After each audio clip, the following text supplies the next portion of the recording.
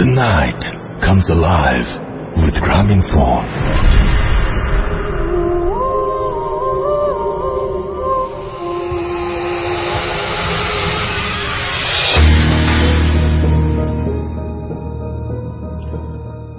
শুনছেন সবসময় রেডিও ফুর্তি, রেডিও এফএম। আমি রাসেল আছি সাথে, এবং শুরু হয়ে গেল ভূত এফএম। আপনাদের সবাইকে অনেক অনেক অনেক অনেক অনেক অনেক স্বাগত। এবং আমি বলবো যে লাস্ট 2 দিন একটু হয়তো ঠান্ডাটা আবারও ফিরে আসতে শুরু করেছে। আমি জানি না ঠিক যে ঠান্ডাটা কতদিন থাকবে বা ঠান্ডা আদৌ বাড়বে কিনা। অনেকে বলছেন বাড়বে, অনেকে বলছেন কমে যাবে। বাট যে মূল ব্যাপারটা সেটা হচ্ছে যে একটু হলেও হয়তো ঠান্ডাটা পড়েছে। তো এরকম রাতে ভূত এফএম শুনতে অনেক অনেক অনেক বেশি জমজমাট হওয়ার কথা, এবং সেটা ইনশাল্লাহ হবে আজকে। আপনাকে যেটা করতে হবে সেটা হচ্ছে আমার সাথে কানেক্টেড থাকতে হলে আপনার যেটা করতে হবে সেটা হচ্ছে আমাকে লিখতে হবে। এবং আমাদের ফেসবুক পেজের অ্যাড্রেস আমি দিয়ে দিচ্ছি। আমাদের ফেসবুক পেজের অ্যাড্রেস হচ্ছে www.facebook.com/radio.ফুর্তি and www.facebook.com/bhutfm.russell। এই দুটো পেজে গিয়ে আপনি লিখতে পারেন আপনার সমস্ত কথা, এবং আপনি আমাদের অতিথির ছবি দেখতে পারেন ভূত এফএম পেজে গিয়ে, এবং সেখান থেকে আপনি চাইলে জানাতে পারেন যে কার ঘটনা ভালো লাগছে। আজকে দুজন অতিথি তাদের বিশেষ সমস্যার কারণে তারা আসতে পারেনি, তাদের সাথে আমার কথা হয়েছে। একজন তার মধ্যে অসুস্থ, এবং তিনি সবার কাছে সবার জন্য তার জন্য দোয়া চেয়েছেন। অনেক বেশি অসুস্থ তিনি, এবং তিনি বলেছেন যে আমাদের জন্য দোয়া করবেন, আমি যেন সার্ভাইভ করতে পারি। যদি তিনি সুস্থ হয়ে ওঠেন তাহলে আগামী সপ্তাহে তিনি আসবেন, এটা তিনি জানিয়েছেন। তো মানুষের জীবনে এরকম অনেক সময় অনেক কিছু ঘটে, অনেক টানাপোড়েনের মধ্যে দিয়েই আমাদের সামনের দিকে এগিয়ে যেতে হয়। তো যাই হোক, আমি শুরুতেই জানিয়ে দিচ্ছি যে আমাদেরকে স্পেশাল এপিসোড করার কথা, যেটা শুধুমাত্র আপনাদের স্টোরি এবং আপনাদের পাঠানো ইমেইল এবং আপনাদের অডিও ক্লিপ দিয়ে, সেটার জন্য ঘটনা সংগ্রহ চলছে। সুতরাং চাইলে আপনিও পার্টিসিপেট করতে পারেন। স্পেশালি আপনি যদি দেশের বাইরে থাকেন তাহলে তো কোনো কথাই নেই, আপনি সেখানে সরাসরি আপনার ঘটনা শেয়ার করে ফেলতে পারেন। কিন্তু তো যেটা করতে হবে সেটা হচ্ছে আপনার নাম, ঠিকানা এবং ফোন নাম্বার সহ আপনার জীবনে ঘটে যাওয়ার সেরা ঘটনা লিখে পাঠিয়ে দিন আমাদের কাছে। ঘটনার শুরুতে অবশ্যই উল্লেখ করুন যে ঘটনাটি আপনি স্টুডিওতে এসে শেয়ার করতে চান, নাকি আপনি চান আপনার ঘটনা আমরা পড়ে শোনাই, অর্থাৎ ইমেইল পাঠাবেন কিনা। এবং যারা স্টুডিওতে এসে ঘটনা শেয়ার করতে চান তাদের জন্য একটা খুবই দরকারি জিনিস, সেটা হচ্ছে অবশ্যই আপনাদের ফুল অ্যাড্রেস এবং ফোন নাম্বার শেয়ার করতে হবে আমাদের সাথে। যদি আপনি হাইড করতে চান বা আপনি যদি চান যে আমরা অন এয়ারে সেটা না বলি, তারপরেও সেটা শেয়ার করতে হবে আমাদের সাথে। তো প্রতিদিনের মতো আজকেও শুরু করতে চাই একটা ঘটনা দিয়ে, এবং এটা একটা ইমেইল। আশা করছি ইমেইলটা আপনাদের ভালো লাগবে। ইমেইলটি ইংলিশে লেখা, ইংলিশ অ্যালফাবেট দিয়ে লেখা। আমি পড়ার চেষ্টা করছি। আসসালামু আলাইকুম রাসেল ভাইয়া, আশা করি আজও ভালোর দলেই আছেন। প্রথমে সরি বলছি বাংলিশে লেখার জন্য। আমার লাইফের সবচেয়ে ভয়ঙ্কর সত্যিটাই ভৌতিক না, তাই শেয়ার করব কিনা ভেবে ভেবে এত দেরি করলাম। শেয়ার করতে যাচ্ছিলাম 6 বছর আগে, কিন্তু আরো কিছু ঘটনা ঘটে গেল। মানসিকভাবে ভেঙে পড়েছিলাম। আমার নাম ঠিকানাটা প্রকাশ করবেন না প্লিজ। তারপরে তিনি তার নাম জানিয়েছেন এবং কোথা থেকে লিখছেন ঘটনা সেটা জানিয়েছেন। তারপরে তিনি বলছেন, কথা না বাড়িয়ে ঘটনা বলি। আমার বয়স তখন 12 বছর, 2008 সালের কথা। ক্লাস 6-এ পড়ি। একদিন সন্ধ্যায় আব্বু মাগরিবের নামাজ পড়ার সাথে একটা লোককে আনলেন। আমি পড়ছিলাম। আমাকে দেখে পরিচয় করিয়ে দিলেন। লোকটার বয়স হয়তো আব্বুর চেয়ে একটু বেশি। লোকটার মাথায় চুল অল্প ছিল, গায়ের রং শ্যামলা, মুখটা অনেক হাসি হাসি। ভালো মন্দ জিজ্ঞেস করা, উনি আব্বুর সাথে গল্পে ব্যস্ত হয়ে গেলেন এবং জিজ্ঞেস করে তিনি ব্যস্ত হয়ে গেলেন। আমি পড়তে বসেছিলাম। এই ঘটনার প্রায় 1 মাস পর গভীর রাতে আমি স্বপ্ন দেখছি। আমি একটা অন্ধকার ঘরে, ওই লোকটা একটা খাটে বসে আছে। খাট সোজা জানালা, জানলা দিয়ে অল্প আলো আসছে। সন্ধ্যা হওয়ার আগে অথবা ভোর হওয়ার আগে যেমনটা থাকে। লোকটার মুখ আজ হাসি হাসি নাই, চোখ দিয়ে অঝরে পানি পড়ছে, নিঃশব্দে উনি কাঁদছেন। আমি কথা বলার চেষ্টা করেছিলাম, কিন্তু কোনো কথা বলতে পারলাম না। হঠাৎ করে উনি হাতের ভেতর থেকে একটা বোতল বের করে কিছু খেলেন, আর কিছুক্ষণ পরেই ফ্লোরে বসে পড়লেন আর ভীষণ কাঁপতে থাকলেন। মা মা বলে গলা চেপে ধরলেন। আমি কাছে যেতেও পারছিলাম না, কোনো কথাও বলতে পারছিলাম না। ওনার মুখ দিয়ে কেমন ফেনা বের হয়ে বেরোতে লাগলো। আমি আর বুঝতে বাকি থাকলো না আমার যে উনি কি খেয়েছেন। এরপর ঘটল সবচেয়ে ভয়ঙ্কর ঘটনা। উনি হঠাৎ সোজা আমার দিকে তাকালেন। ওনার লাল হয়ে যাওয়া দুই চোখ মনে হলো ঠিকরে বের হয়ে আসছিল। আমি ভয়ে চিৎকার দিলাম, ঘুম ভেঙে গেল।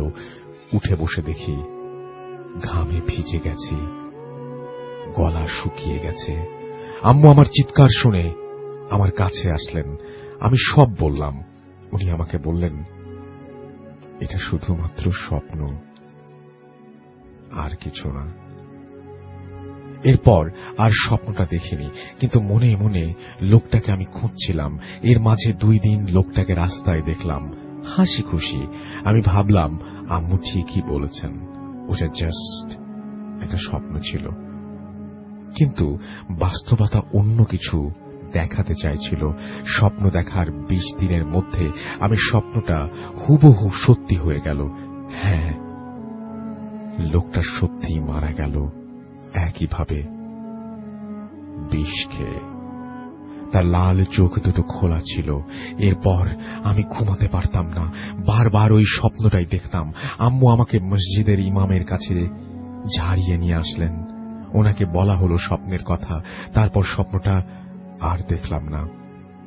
প্রায় 2 বছর রাতে আমি কোনো স্বপ্নই দেখিনি। অবাক লাগছে, তাই না?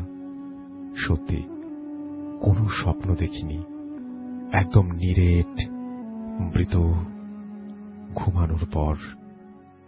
2 বছর পর যা স্বপ্নে দেখলাম তা কিভাবে বর্ণনা করব আমি বুঝতে পারছি না। সারা গায়ে কাঁটা দিচ্ছে। আমার আব্বু একটা ইটের রাস্তায় তিনি পড়ে আছেন। মনে হচ্ছে কোনো কিছু তাকে চেপে বুকের পাঁজরগুলো ভেঙে দিয়েছে। তীব্র যন্ত্রণায় তিনি ছটফট করছেন। আব্বুর নাক কান দিয়ে গড়িয়ে গড়িয়ে রক্ত ঝরে পড়ছে। মুখ দিয়ে বারবার মা বলছেন। আব্বু চোখ দুটো অপলক, কেন যেন সোজা আমার দিকে তাকিয়ে আছেন। হাত দুটো দিয়ে মাটিতে জোরে জোরে চাপড় দিচ্ছেন। কষ্টটা যদি একটু নিবারণ হয়। আর বলতে পারছি না। এরপর আমি চিৎকার করে কাঁদছি, অনেকক্ষণ কেঁদেছি। আম্মু আমাকে শান্ত করতে পারলেন না। আমি আবার হুজুরের কাছে গেলাম। এবারও ওনাকে বলা হলো আমি স্বপ্ন দেখে ভয় পেয়েছি। কি দেখেছি বলা হলো না। আমি স্বপ্ন দেখার 20 দিন পর আব্বু মারা গেল রোড অ্যাক্সিডেন্টে। আম্মু আমাকে কোনো কিছু জিজ্ঞেস করেননি, আমি কিছু বলিনি। ঘটনা এতটুকুই শেয়ার করতে চেয়েছিলাম। কিন্তু আরো 3টা মৃত্যু আমি দেখেছি। এবার 2012 সাল বিকেল। আমার পেছনে কয়েকজন মানুষ দাঁড়িয়ে আছে, কথা বলছে। আমি পেছনে ফিরে দেখতে পাচ্ছি না। সামনে একটা নতুন একতলা বাড়ি। আমি বাড়িটা দেখি, চিনতে পারলাম না। একটা ছেলে যার বয়স 20-22 বছর হবে আমার দিকে পিঠ ফিরিয়ে দরজা আটকাচ্ছে ওই বাড়িটার। ছেলেটাকে আমি দেখতে পারছিলাম না। হঠাৎ সে মা বলে চিৎকার দিল আর পড়ে গেল। সবাই দৌড়িয়ে গেল। সবাই আমার দিকে পিঠ ফিরিয়েছিল। আমি কারো মুখ দেখতে পাইনি। ছেলেটার মুখ আবার আমি দেখতে পেলাম, এবং যে মাত্র দেখলাম সেই মাত্র আমি চিনতে পারলাম না। সে সোজা আমার দিকে তাকিয়েছিল বিস্ফারিত চোখে। এবার আমি বুঝতে পারলাম না কিভাবে সে মারা গেল। আমি জানতাম সে মারা যাবে, কিন্তু যা জানা ছিল না সেটা হচ্ছে আম্মুকে কিছুটা বলতে পারলাম না আমি, এবং 20 দিন পর আমি হঠাৎ করে নিউজ পেলাম যে আমার চাচাতো চাচার ছেলে মারা গেছে লোহার গেটে ইলেকট্রিক শক খেয়ে।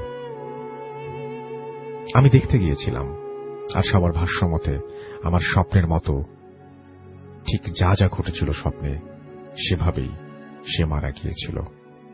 আমার আপন চাচাতো বোন সেখানে উপস্থিত ছিল। সে পর্যন্ত বলল সোহেব উল্টো দিকে তাকিয়েছিল, মনে হচ্ছিল কিছু দেখতে পেয়েছিল, হয়তো যমদূত।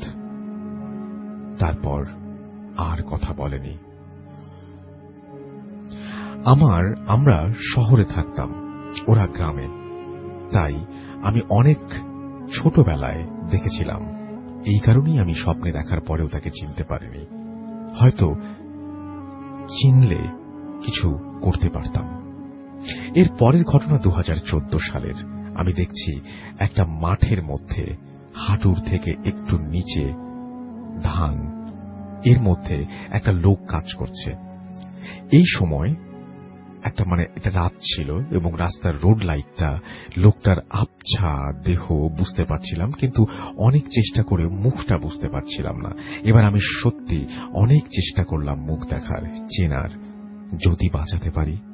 হঠাৎ লোকটা কাঁপা শুরু করলো, কাদার ভেতর পড়ে গেল আর ভীষণ কাঁপতে লাগলো। আমি কিছু বুঝতে পারলাম না কেন এমন হলো।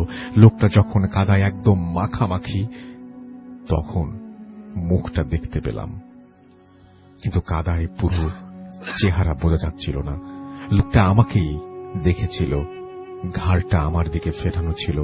পরদিন আমি আম্মুর কাছ থেকে আমার আত্মীয়দের মধ্যে আমার স্বপ্নের মানুষের মতো যাদের অবয়ব, যাদের সাথে চেহারা মিলে যায় বা যারা দেখতে অনেকটা ওই রকম, তাদের সাথে ব্যাপারে কথা বলে জানতে চাইলাম।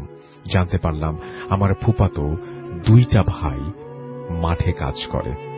আমি ফুফা বাড়ি যাব এই কথা বলার আগেই কল এলো আমার ফুফাতো ভাই গত রাতে মারা গেছে। আমি তার মুখটা দেখেছিলাম ডান দিকে ফেরানো, চোখ খোলা হিসেবে সেদিক দিয়েই তাকিয়েছিল, এবং তার মৃগী ছিল। রাতে মাঠে পড়ে সে মারা যায়। আমি খুব নিরুপায় অনুভব করতে লাগলাম। এইবার আমার হাতে 20 দিন সময় ছিল না। আর এর পরের ঘটনা 2016 সালের। আমি এইবার রাতে স্বপ্ন দেখলাম না, এইবার দুপুরে স্বপ্ন দেখলাম। একটা লোক যার বয়স 35-এর মতো একটা ঘরে খাটের ওপর বসে আছে এবং উফ বলছে আর মুখটা বিকৃত করছে। এই সময় একটা লোক আলোক কিছু ওষুধ নিয়ে আসলো। উনি খেলেন, কিছুক্ষণ পর বুকে হাত দিয়ে ফ্লোরের ওপরে পড়ে গেলেন। অন্য লোকটা তাকে ধরে ফেলল। উনি বললেন খুব ব্যথা করছে, ডক্টরের কাছে নিয়ে যা। আর একদম আমার দিকে তাকালেন, সোজা আমার দিকে। মনে হলো উনি আমাকে দেখতে পেয়েছেন। এরপরে ঘুমটা ভেঙে গেল। লোক 2 জনের একজনকেও আমি চিনতে পারলাম না। এইবার 20 দিন পার হলো মৃত্যুর সংবাদটা পেতে। আমি আমার আম্মুর যে চাচাতো বোনের হাজবেন্ড, যে কিনা আমার খালু হয়, মারা গেছেন স্ট্রোক করে। আমি অনেক দেখেছি 5 বছর আগে, ওনাকে দেখেছি 5 বছর আগে, তাই চিনতে পারিনি। তখন উনি অনেক ফিট ছিলেন, নতুন বিয়ে হয়েছিল, তাই চিনতে পারিনি। স্বপ্নগুলো দেখে মনে হয় আমি ওই জায়গায় আছি দাঁড়িয়ে, মারা যাচ্ছে যে সে আমাকে দেখতে পাচ্ছে। কিছু বিষয় আমার কাছে রহস্যজনক। এই মৃত্যুগুলো কেন নির্দিষ্ট সময় হয়? আমি তো তাদের দেখতে পাই স্বপ্নে, তারা আমাকে মৃত্যুর ঠিক আগ মুহূর্তে কিভাবে দেখে? এখন বলি, আমার নাম ঠিকানা কেন বলতে চাই না, কারণ আত্মীয়রা যদি জানতে পারে তাদের প্রিয়জনের মৃত্যু আমি আগে দেখেছি, আমাকে অপয়া বা খারাপ কিছু ভাববে, মনে করবে তাদের মৃত্যুর জন্য আমি দায়ী, আমি কালো জাদু বা খারাপ কিছুর সাহায্য নিয়েছি। ঘটনাটা ভালো লাগলে আপনি পড়ে শোনাবেন। পারিবারিক কারণে আমি স্টুডিওতে যেতে পারছি না, আর এইগুলো সরাসরি বলার মতো মানসিক শক্তি অর্জন করতে হয়তো আমার আরো 6 বছর লেগে যাবে। আবারও বলছি, আমার নামটা শেয়ার করবেন না। আমি নামটা শেয়ার করলাম না, কিন্তু ঘটনাটা খুবই রহস্যজনক। একটি মানুষ যিনি স্বপ্নে দেখছেন এবং তিনি জানেন যে স্বপ্ন দেখার 20 দিনের মধ্যে কেউ একজন মারা যাবে এবং তিনি তার নিকট আত্মীয়। স্বপ্নে কোনো সময় চিনতে পারছেন, কোনো সময় চিনতে পারছেন না, কিন্তু আত্মীয় স্বজন যারা মারা যাচ্ছে তারা সবাই 20 দিন আগে তাকে স্বপ্নে দেখা দিচ্ছে। সবচেয়ে ভয়ঙ্কর ব্যাপার হচ্ছে মৃত্যুর সময়টায় অপলকভাবে যিনি ঘটনাটি লিখছেন তার দিকেই সবাই তাকিয়ে আছে। কেন কেন তাকে জানান দিয়ে এই মৃত্যু? কেন এই অস্বাভাবিক তাকিয়ে থাকা? কেন বারবার এই স্বপ্নগুলোতে ফিরে আসা? উনি আসলে অপেক্ষা করছেন আরো একটি স্বপ্নের, আরো একটি মৃত্যুর। কি যন্ত্রণাদায়ক একটা অভিজ্ঞতা! একবার ভেবে দেখুন, যদি আপনার সাথে এরকম ঘটে তাহলে আপনি কি করতেন সেটা জানান আমাদেরকে। আমি চলে যাব আমাদের অতিথির কাছে।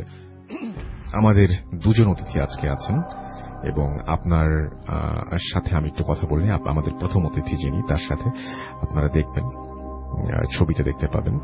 আপনার নামটা প্লিজ একটু বলবেন, তারপর আপনার ঘটনায় যাব। আমি মেহেদি হাসান ফাহিম, মিরপুর থেকে এসেছি। ওকে, আপনার ঘটনায় যাই। থ্যাংক ইউ রাসেল ভাই ফর গিভিং দিস অপরচুনিটি। তো যে ঘটনাটা শেয়ার করব এটা হচ্ছে 2011 এর দিকে ঘটেছিল। অর্থাৎ আমি তখন ক্লাস 9-এ পড়তাম স্কুলে। তো একটা কাজিনের বিয়ের ফাংশন ছিল। তো আমি দুইটা ফ্রেন্ডকে আমার সাথে করে নিয়ে গিয়েছিলাম, অর্থাৎ ইনভাইট করলাম যে গ্রামটা ঘুরে আসি। তো ওদেরকে নিয়ে গেলাম। আর অনুষ্ঠান শেষ করে বিকালের দিকে আমরা একটা গ্রাম থেকে একটু পাশে তো বসে আমরা গল্প করতেছি, প্যারানরমাল অ্যাক্টিভিটি এগুলা নিয়ে আর কি গল্প করতেছিলাম। কারণ তখন থেকে এখনো এই জিনিসগুলোর প্রতি অনেক কিউরিওসিটি থাকে আর কি আমাদের। তো হঠাৎ করে মাথায় আসলো যে আমাদের বাড়ি থেকে একটু দূরে, অর্থাৎ আরেকটা গ্রামে যাওয়ার সময় একটা ব্রিজ পড়ে। আর এই ব্রিজটা সম্পর্কে অনেক কিছু শুনেছি আগে। তো ওদেরকে আমি বলি যে এটা তো এরকম হয়েছিল, আর এখানে হয়তো অনেক মানুষের অ্যাক্সিডেন্ট হয়েছে। যেহেতু আমি জাস্ট একটা যেটা এক্স্যাক্ট নিউজ যেটা জানি সেটা হচ্ছে ওইটা নাকি ওভারলোড হয়ে ভেঙে পড়ছিল ব্রিজটা। তো চিন্তা করলাম যে ওখানে হয়তো অ্যাক্সিডেন্ট হয়েছে, এখন হয়তো প্যারানরমাল হয়তো কোনো কিছু ঘটলেও ঘটতে পারে। তো ওদেরকে বললাম, তো ওরা রাজি হলো যে আচ্ছা ঠিক আছে তাহলে আজকেই যাব। তো আমরা গেলাম। যাওয়ার পর যেহেতু হন্টেড কোনো কিছু একটা, তো চিন্তা করলাম যে ফার্স্টে আমরা দিনের বেলা যে দেখি আচ্ছা এটা দেখতে কিরকম হবে, কারণ রাতের বেলা হঠাৎ করে গেলে যদি কোনো কিছু ঘটে যায়। তো এই চিন্তা করে আমরা একটু আগেই গেলাম। তো যাওয়ার পর আমরা ওখানে যাই। তো ফার্স্টের দিকে আমরা জাস্ট গল্প করতেছিলাম, তখন বিকাল হয়ে প্রায় সন্ধ্যা হচ্ছিল আর কি। তো গল্প করতেছি তো একটা সময় আমরা নিজেরও টের পাই না কখন রাত হয়ে গেছে, 8টা প্রায় বেজে গেল তখন। তো কোনো একটা কারণে আমরা সেখান থেকে উঠে অর্থাৎ বাজারে যাব। বাজার ছিল একটু জাস্ট দূরে গ্রাম থেকে, সরি ব্রিজ থেকে। তো ওখানে যাওয়ার পথে আমরা ভাইয়া আসলে এখানে একটা কথা বলে রাখা উচিত, সেটা হচ্ছে ওই লোহার যে ব্রিজটা ছিল, অর্থাৎ ভাঙা যে ব্রিজটা ছিল, ওইটাকে আর রিভিল করা হয় নাই। ওইটা প্রায় খুব উইয়ার্ড ভাবে আর কি ভাঙা ছিল আর কি। আর তার পাশে একটা কনক্রিটের একটা ব্রিজ করা হয় ওইটার কারণে, যাতায়াতের ব্যবস্থার জন্য। আর কনক্রিটের ব্রিজটা হচ্ছে একদম হাইওয়ে রোডের সাথে কানেক্টেড। আর ওইখানে যদি যেতে হয় আমাদেরকে উপরে উঠতে হবে, অর্থাৎ একটু নিচে। তো আমরা উঠার পর কিছুক্ষণ পর খেয়াল করলাম যে সন্ধ্যার দিকে এখানে কিছু দোকানপাট ছিল, দোকানপাটে আলোও ছিল, আশেপাশে অনেকগুলা বাড়িতে লাইট জ্বলছিল, এরকম একটা অবস্থা। বাট তখন আমরা দেখলাম যে আমাদের টোটাল সারাউন্ডিংস একদম ডার্ক, একদম টোটালি অন্ধকার ছিল। তো এটা অতটা বেশি মাথায় নিই নাই, কারণ গ্রামের দিকে তো কারেন্ট থাকে না, ইলেকট্রিসিটি থাকে না, এই কারণে অতটা মাথায় নিয়ে নাই। তো আমরা হাঁটতেছি, তো হঠাৎ করে আমাদের পিছন থেকে একটা ছেলে সাইকেল চালায় যাচ্ছিল আর কি। তো ওর হচ্ছে মানে একটু যায়, অর্থাৎ প্যাডেল যেটাকে বলি আমরা, আচ্ছা একটু সামনে যায়, আবার তার মানে সাইকেলটা নিয়ে পড়ে যায় বা চেইন ঠিক করতেছে এরকম। তো একটা সময় একটু ইরিটেট ফিল করলাম যে সে কি আমাদেরকে টিস করতেছে বা এরকম কিছু একটা। তো এই কারণে এটা দেখার জন্য সামনে যাই, বা মানে তাকে জিজ্ঞেস করবো আর কি যে কি সমস্যা কি, এই কারণে। তো সামনে যেতে যেতে দেখলাম যে সম্পূর্ণ রোডটাই একদম খালি, সেখানে কিছুই নেই।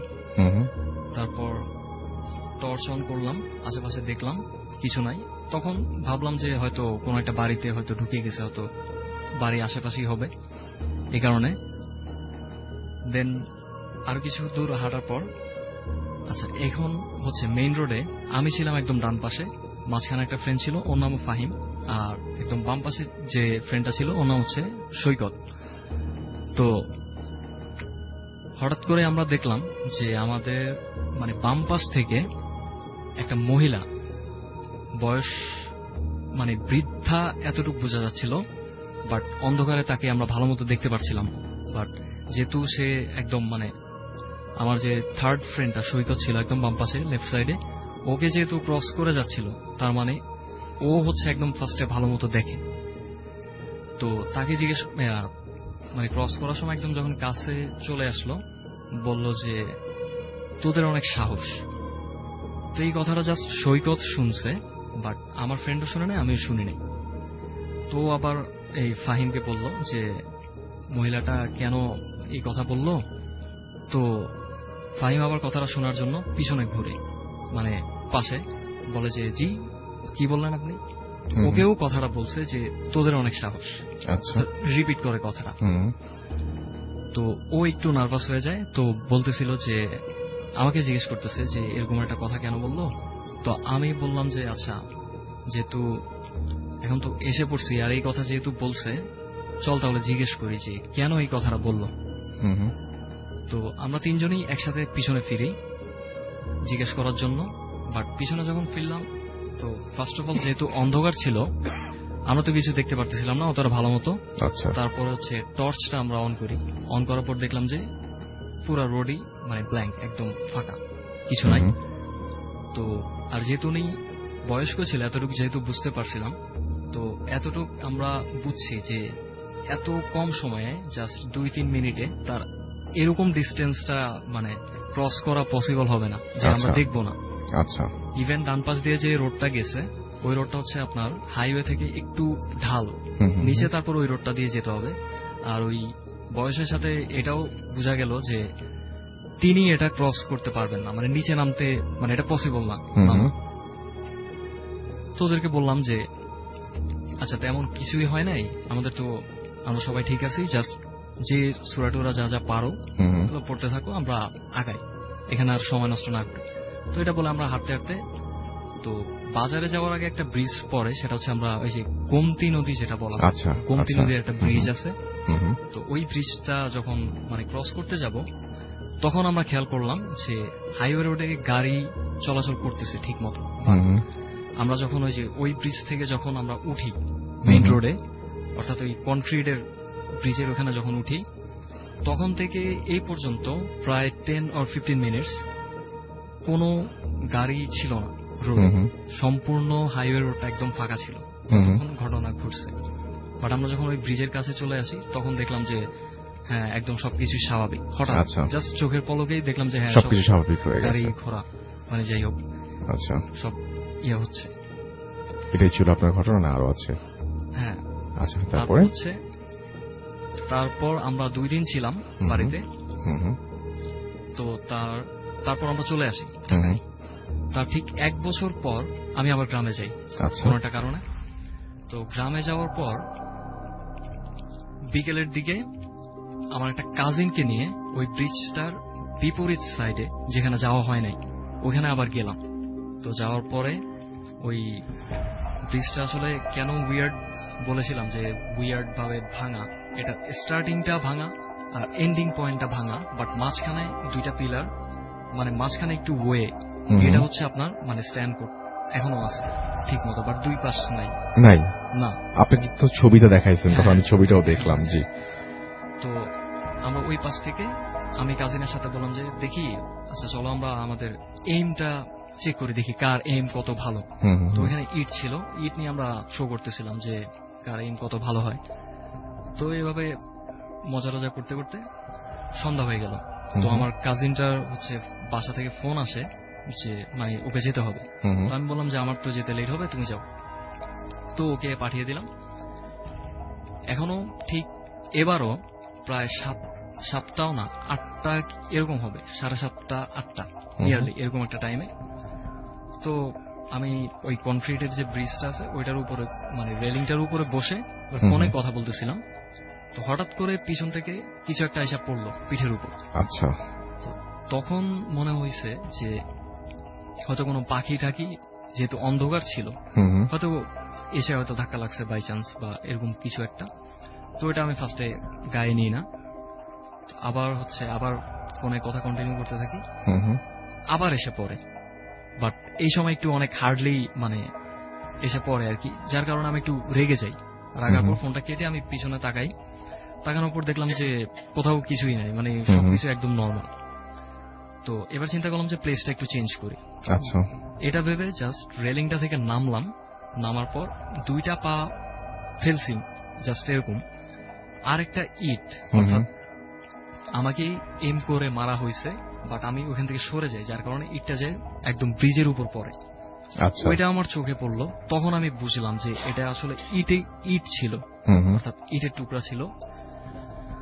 তো এটা ভেবে মানে তখন একটু মানে নার্ভাস যে এরকম তো বিকালবেলা করছিলাম, এখন এটা কি হচ্ছে, ফিডব্যাক নাকি এরকম কিছু একটা। তো টর্চ অন করে ব্রিজের দিকে মারি।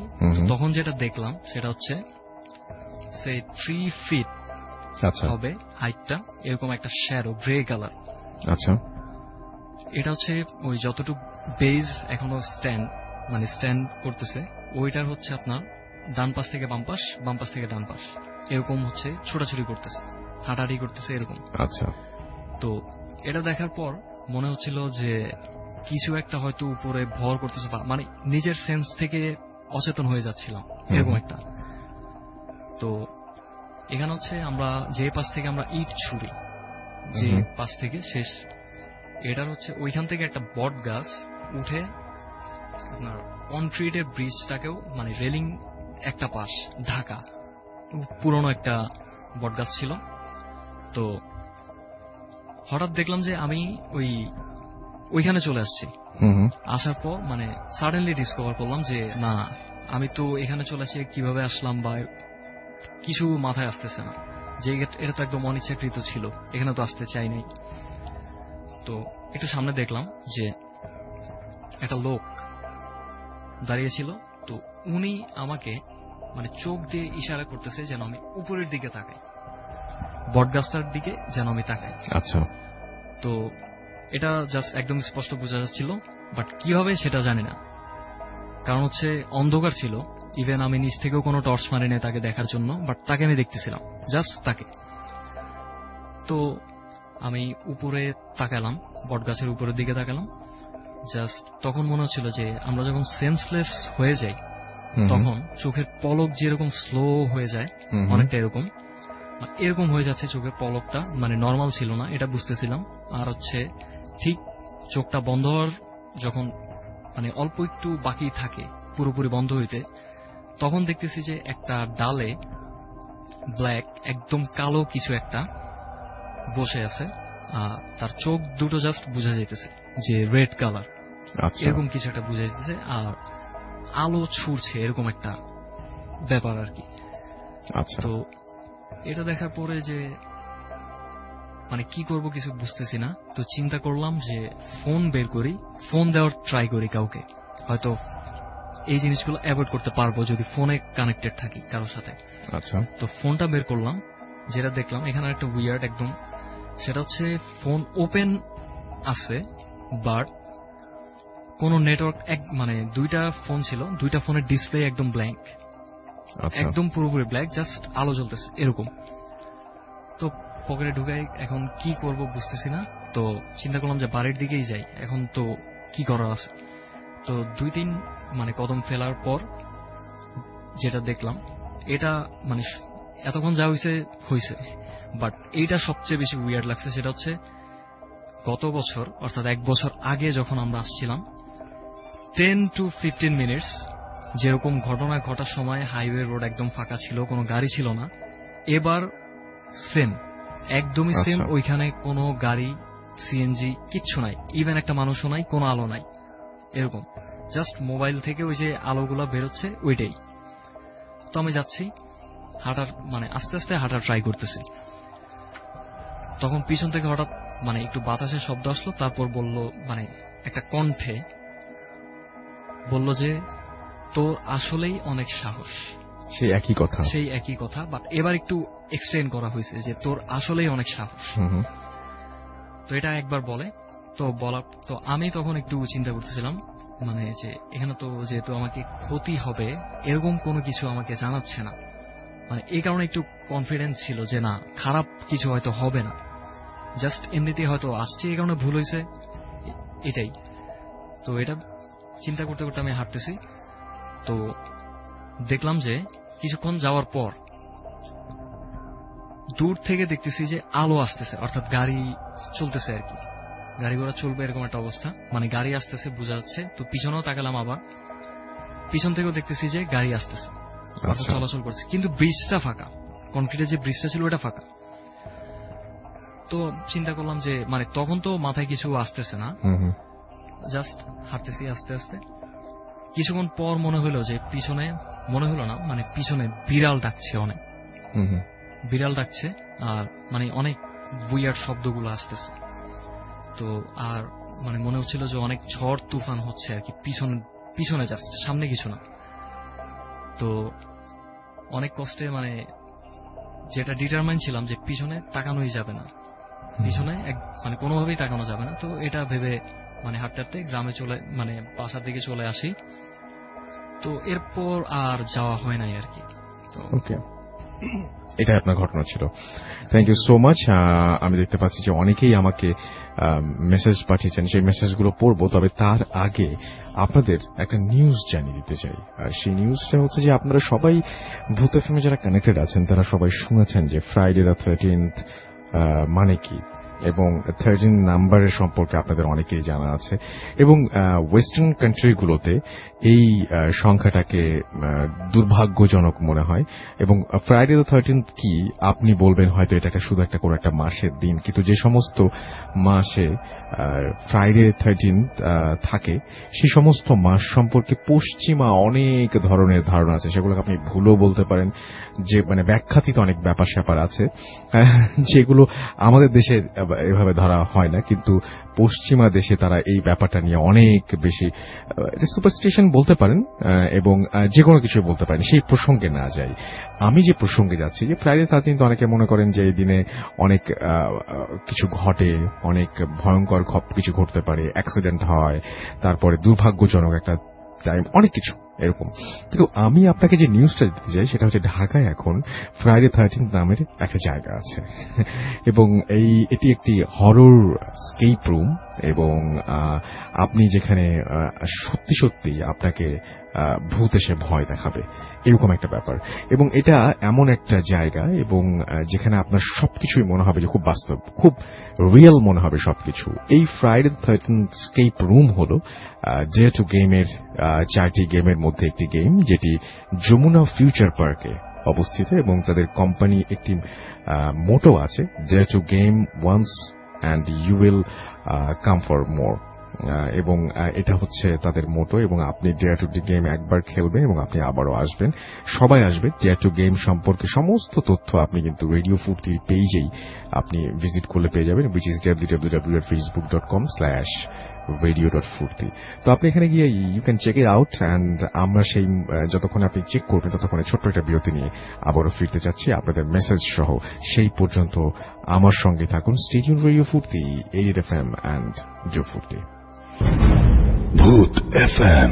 The night comes alive with Grameenphone.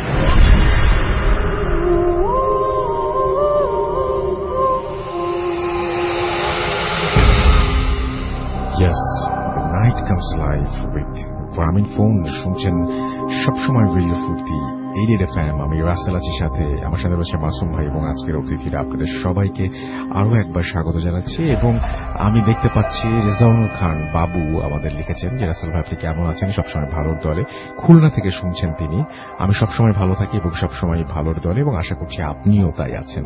Monir Hossain Rana আমাকে লিখেছেন, হাই রাসেল ভাই, মাস্টারপাড়া থেকে শুনছি অ্যাপ দিয়ে, অনেক ভয় লাগছে, thank you so much. Sultana Parvin লিখেছেন Bhoot FM rocks. MD Sabbir Hossain Ramzan আমাদের লিখেছেন, কালকে পরীক্ষা, এখন শুনছি, দোয়া করবেন। এখন তো পড়াশোনা করা উচিত ভাই, এখন তো শোনাটা খুব মানে আপনার নিজের জন্য খারাপ হচ্ছে। ইমারাত অর্ণা আমাদের লিখেছেন যে ভূত এফএম রেডিও ফুর্তিতে ভূত এফএম তিনি শুনছেন। আচ্ছা, এখন তিনি শুনতে পাচ্ছেন? আচ্ছা, আমার মনে হয় শুনতে পাচ্ছেন আপনি আমাদের। এছাড়াও আলামিন খান লিখেছেন এবং তিনি বলছেন যে আছে খুব ভয় পেতে চাই, আমিও খুব ভয় দিতে চাই, না হলে আর কি লাভ বলেন। রুমান সাদিক মিতু আমাদের লিখেছেন চট্টগ্রাম বিশ্ববিদ্যালয়ের শাহ আমানত হল থেকে তিনি শুনছেন। এছাড়াও এমডি মেহেদি হাসান বগুড়া থেকে তিনি শুনছেন আমাদেরকে এই মুহূর্তে। এছাড়াও এম এস শান্ত তিনি বলছেন যে তিনি আমাদের লিখেছেন এখানে। ফাহিম মাহতাব আমাদের লিখেছেন যে আমি ফাহিম যশোর থেকে শুনছি। সৈকত চৌধুরী লিখেছেন যে ফার্স্ট স্টোরিটা অনেক ভালো ছিল। শামসুদ্দোহা সজীব লিখেছেন ভয়ের জগতে চলে আসলাম ভাইয়া, রাজশাহী থেকে শুনছি। শাহ মাহাদি আমাদের লিখেছেন সুনামগঞ্জ থেকে শুনছি। এছাড়াও তানজি আহমেদ আমাদের শুনছেন এই মুহূর্তে, ফার্স্ট কমেন্ট করেছেন তিনি। রোহিত খান আমাদের অ্যাপ দিয়ে শুনছেন। এমডি রেশাদ খান এসএসসি তা এক্সাম লিখেছেন, তারপরেও শুনছেন তিনি, আমাদের সঙ্গে আছেন দেখতে পাচ্ছি। এছাড়াও তৌফিক রহমান আমাদের সঙ্গে আছেন দেখতে পাচ্ছি। এছাড়াও আতিফ এছাড়াও আছেন আমাদের সাথে স্নিগ্ধা রিন্তু পারভিন আমাদের সঙ্গে আছেন। না, রিনুফা পারভিন আমাদের সঙ্গে আছেন। নূর ইসলাম জনি আমার সঙ্গে আছেন। শাফিন আমাদের সঙ্গে আছেন দেখতে পাচ্ছি। সবুজ এছাড়াও আছেন সুমাইয়া মিশুক। এছাড়াও আছেন আমাদের সঙ্গে দেখতে পাচ্ছি এমডি সাব্বির হোসেন রমজান আমাদের সঙ্গে আছেন। সৈকত এছাড়াও আমাদের সঙ্গে দেখতে পাচ্ছি বেইল খান আছেন, আরো অনেকেই আছেন। আমাদের যে রেডিও ফুর্তির পেজটা সেখানে দেখতে পাচ্ছি যে দীপু রয় তিনি অ্যাপ দিয়ে শুনছেন। কোথা থেকে শুনছেন ভাই এটা একটু জানাবেন কাইন্ডলি, কারণ অ্যাপ দিয়ে শুনছেন মানে মেবি আপনি দেশের বাইরে থেকে শুনছেন। আব্দুল আওয়াল আছেন আমার সঙ্গে আছেন আকিব জাওয়াদ তুর্য। এছাড়াও আমার সঙ্গে আছেন এস কে জুনায়েদ হোসেন জুবায়েদ।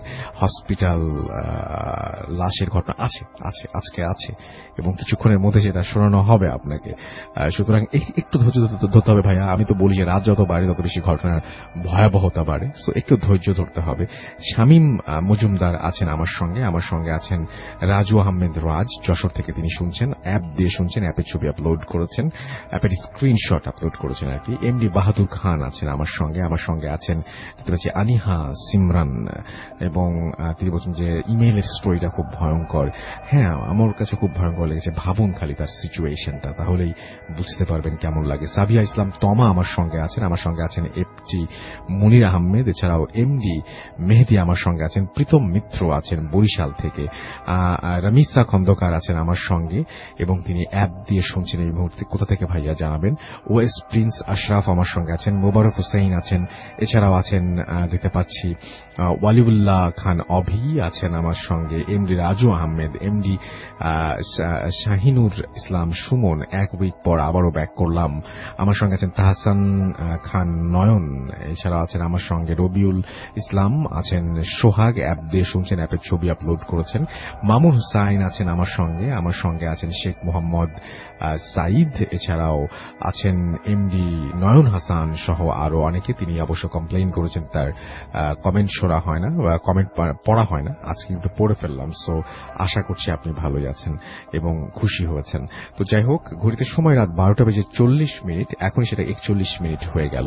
তো এই মুহূর্তে আমি একটা অডিও ক্লিপ প্লে করতে চাই আপনার জন্য। তবে একটা কথা বলি যে আপনারা যখন দেশের বাইরে থেকে আসে, অনেকেই বলেছেন যে হ্যাঁ এগুলো কি দেশের বাইরে থেকে আসে নাকি, তো হ্যাঁ দেশের বাইরে থেকে আসে। এবং আপনি যিনি ঘটনা বলছেন তার ভিডিও যদি দেখতে চান তাহলে আপনি আমাদের পেজ চলে যান www.facebook.com/bhutfm.russell এবং সেখানে গিয়ে আপনি কিন্তু এই ভিডিওটা দেখতে পারবেন, যিনি পাঠিয়েছেন তার ভিডিও দেখতে পারবেন। সুতরাং সেখানে আপনি গেলেই সেটা জানতে পারবেন। আর আরেকটা জিনিস সেটা হচ্ছে যে আপনি যদি আমাদেরকে ইমেইল করতে চান তাহলে আমাদের ইমেইল অ্যাড্রেস হচ্ছে bhutfm@radiofurti.fm। আমি আরো একবার বলছি, আমরা একটা স্পেশাল এপিসোড আয়োজন করছি, যে স্পেশাল এপিসোডে শুধুমাত্র ইমেইল এবং শুধুমাত্র অডিও ক্লিপ দিয়ে করা হবে। আমি চাই যে আগামী সপ্তাহের মধ্যে আপনি পাঠান, এরপরে পাঠালে আর সেটা করা সম্ভব হবে না, কারণ এই মাসে আমরা 3rd উইকে সেটা করতে চাই ইনশাআল্লাহ, অথবা 4th উইকে, না 3rd উইকেই ইনশাআল্লাহ করব। তো সেজন্য আমি চাই যে আপনি পাঠাবেন আপনার ঘটনা। আর এখন যেটা করব সেটা হচ্ছে ছোট্ট একটা বিরতি নিব, বিরতির পরে আবারও ফিরে আসবো। সেই পর্যন্ত আশা করছি আমার সঙ্গেই থাকবেন।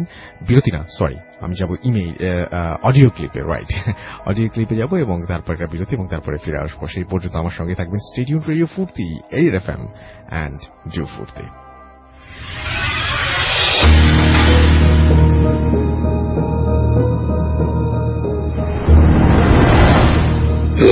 রাসেল ভাই, আমি সৌদি আরব থেকে বলতেছি। আরেকটা ঘটনা এখন মনে পড়ছে ছোটকালে। তো এই ঘটনাগুলো ওই সময় হইতো, তখন এই ধরনের শেয়ার করার কোনো প্ল্যাটফর্ম ছিল না, তার জন্য শেয়ারও করা হয়নি কারোর সাথে। তো এখন কিছু কিছু ঘটনা, ছোট ছোট ঘটনা মনে পড়তেছে, সেটাই শেয়ার করতেছি। সেই ছোটকালে তখন আমার বয়স 7-8 বছর বয়স। সে সময় অভ্যাস ছিল একটা আমের দিনে আম কুড়ানো। তো আমরা বন্ধু বান্ধবরা মিলে, আমরা আমাদের বাড়ি থেকে আমার ভাই আমি বের হইতাম, বের হয়ে আরো বন্ধু বান্ধব পাইতাম আশেপাশে আমাদের বয়সী। তো ওই দিন সে সময় নামাজ পড়তাম না, আমার আব্বা সবসময় নামাজ পড়তো। সকালে নামাজ পড়তে চলে গেছে, তো সকালবেলা ফজর নামাজের পরে সঙ্গে সঙ্গে তো সূর্য ওঠে না, একটু পরে সূর্য ওঠে। তো ওই সময়টা একটা সময় আছে, ওই সময় সবকিছু কেমন চুপ হয়ে যায়, নিস্তব্ধ, কোনো সারা শব্দ নেই। এই সময়টা থাকে একটু পরে আবার সবকিছু ঠিক হয়ে যায়, এটা আমি এখনো খেয়াল করে দেখি। তো ওই দিন আমি বেরোইছি, এরকম কোনো সারা শব্দ নাই, আমি কোনো বন্ধু বান্ধব পাইলাম না, আমি নিজেই একা একাই যাই। আমাদের মসজিদ এলাকাটা তো এমনিতে ভয় পাইতাম ওই সময়, অনেক জঙ্গল, তারপর 3টা গোরস্থান। এরপরেও গেছে আমের নেশায়, যাই যদি একলা একলা বেশি আম পাই এই আশায়। আমাদের ওই মসজিদ পার হয়ে একটা বাড়ি আছে, মেইন রোড থেকে একটু ভিতরের দিকে হয়, 200-300 ফিট ভিতরে ওই বাড়িটা। একটা পুকুর আছে পাশে, সেই পুকুরের পাশে রাস্তা দিয়ে ওই বাড়ির দিকে ঢুকতে হয়। তো আমি যাচ্ছি, ওদের বাড়ির সামনে 2-3টা আম গাছ আছে। আমি ভাবছি যে ওই সময় অনেক কেউ যায় নাই এখনো, আমি গেলে আমগুলা পাবো। তো আমি সামনের দিকে তাকাইতেছি, দেখতেছি যে আরো 3-4টা মেয়ে দেখা যায়। ওদের বাড়ির পিছনে একটা মহল্লা আছে, ওই মহল্লার মেয়েরা মনে হয় বের হইছে। তো ওই মহল্লার লোকজন একটু গরিব ছিল, তো ওরা বেরিয়েছে, ওদের মানে কাপড় চোপড় দেখলে বোঝা যায় যে ওই মহল্লারই মেয়ে মনে হয়। তো বেরিয়েছে, ওরা চোখা আম কুড়াইতে বেরিয়েছে। আমি এই ভাবনা ইয়ে নেই, আমিও আগাইতেছি ওই বাড়িটার দিকেই। বাড়ির সামনে 2-3টা আম গাছ আছে, আমিও যাচ্ছি ওইদিকে। তো ওই বাড়ির সামনে আমি দেখতেছি ওই মেয়েগুলা স্বাভাবিক এমনিতে দেখি সবসময় এক ধরনের। তো আমি দেখতেছি ওই মেয়েগুলার চুলগুলা মাথার উপরে বেঁধেদের মতো খোপা করা, আর ওরা যে দাঁড়ায় আছে কিভাবে জানি। আর আম কুড়াই, আমরাও আম কুড়াইতে বেরোই, আমরা যে কয়জন থাকি একসাথেই থাকি। ওরা দেখি একটা দেখি এক জায়গায়, আরেকটা দেখি একটু ফাঁকে, আরেকটু ফাঁকে। ওই বাড়ির সামনে একটা ঘর ছিল, কাঁচা ঘর। ওই ঘরে কেউ থাকতো না, কেন যে বানাইছিল ওরা, ওই এখন প্রায় পরিত্যক্ত। আমরা গ্রামের ভাষায় বেড়া বলি, এগুলো ভেঙে গেছে। তবে ভিতরে আরেকটা মেয়ে, ওই ধরনের মেয়ে। তো আমি আগাইতেছি, আম গাছটার কাছাকাছি এসে পড়ছি, তখন দেখি ওই মেয়েটা যে দেখা যায় পিছনের লেজের মতো দেখা যায়। আমি কি লেজের মতো কেন দেখা যায়, এটা কি? এইদিকে তাকাইছি, ডান দিকে খটকা লাগছে, আমি তাকাইছি, ওই মেয়েগুলাও তখন কিভাবে আমার দিকে তাকাইতেছে, আর রীতিমতো আগাইতেছে, সব কটা আমার দিকে আগাইতেছে। আর যে হাঁটতেছে ওরা মানুষের ভাবে হাঁটে একভাবে, আর সেগুলি কিছুটা লাফায়, মানুষের মতো হাঁটতেছে না, লাফায়। তাই কি তো মনে হয় অন্য কিছু, হয়তো ওরা আসলে খুব একটা বিপদে পড়তেছি। তারপর প্রথম কাজ হচ্ছে ভাগা, পালায় যাওয়া। দৌড় দিছে আবার ওই মেইন রোডটা, পুকুর পার হইয়া মেইন রোড, তার ওই পাশে আমার বন্ধুর বাসা। তাই যদি কোনোভাবে ওই বন্ধুর বাড়ির ভিতরে ঢুকে পড়তে পারি, তাহলে প্রায় ইনশাল্লাহ আমি বেঁচে যাবো, আমার কোনো বিপদ হবে না ইনশাল্লাহ। তো আমি এই চিন্তা করে দিছি দৌড় সামনের দিকে। দৌড় দিছি। তো সেই রাস্তায় আমরা সবসময় বাইরে যাই আসি, খেলাধুলা করি, দৌড় দিতে কতক্ষণ দৌড়ানো লাগে আর পার হয়ে যাই। কিন্তু আমি যে দৌড়েছি আমি সেই স্পিডে দৌড়াতে পারতেছি না, পা আমার চলতেছে না, ভারী, রাস্তাও শেষ হয় না। আমি জানি রাস্তাটা মেইন রোডটা পার হইতে পারলে, পুকুর পারে আইসে পড়ছি, মেইন রোডটা পার হইতে পারলে আমি বিপদে থেমেছে আমার মনে হইতেছে, কোনোভাবে বন্ধুর বাড়ি ঢুকতে পারলেই হয়েছে। আর এদিকে দেখি ওগুলি আমার পিছনে লাফায় লাফায় আগাইতেছে। আমি খুব কষ্টে, আমার ভয় পাইতেছি, শরীরটা ঘামে ভিজে গেছে। তো আমি খুব কষ্টে দৌড়াই, মেইন রোডের কাছাকাছি এসে বসে। তখন আমি তাকায় দেখি রিক্সাওয়ালা, আমাদের পরিচিত রিক্সাওয়ালা, সে আমরা ভাই করে ডাকি তাদের। আমারও সে দেখছে, আমাকে দেখে সে বলতেছে, তুমি এই ভোরবেলা কই বেরিয়েছো, তুমি হয়তো ঘামছো কেন, তুমি কোথায় গেছিলা? তো আমি ভাই করে বলতাম আমরা। তো ভাই আমি খুব ভয় পেয়েছি কিছু দেখছো নাকি? সে আমার বলছে, হ্যাঁ আমি কি দেখছি আমি বলতে পারি না, আমি খুব ভয় পেয়েছি। তো বললো আচ্ছা ঠিক আছে, তুমি আসো আমার সাথে, মানে তোমার বাড়িতে পৌঁছায় দিই। তো তারপরে আমি তো বাড়িতে গেলাম। এরপরে তখন মানে স্বাভাবিক হয়ে গেল, ওখান থেকে আমার মনে হলো না কিছু কি ছিল, এত ভয় যে পাইছিলাম, স্বপ্নের মতো মনে হইতেছিল। তারপর বাড়িতে গেলাম। এরপরে তো এই জিনিসগুলো আসলে তখন ওই সময় বয়সও কম, বুঝতেও পারি নাই যে কি হয়েছে, আসলে কি দেখছি, কি হইতো ওই দিন আমার সাথে, ভুলেই গেছিলাম। তো এখন এই আপনার ভূত এফএম শুনে শুনে তখন মনে হয় একটা একটা করে ঘটনা। তো এই ছিল আমার ঘটনা। যদি ভালো লাগে শেয়ার করবেন। সবাই ভালো থাকবেন। আসসালামু আলাইকুম, খোদা হাফেজ। Ticket exclusively on FusionBD.com. Bhoot FM. The night comes alive with Graminphone.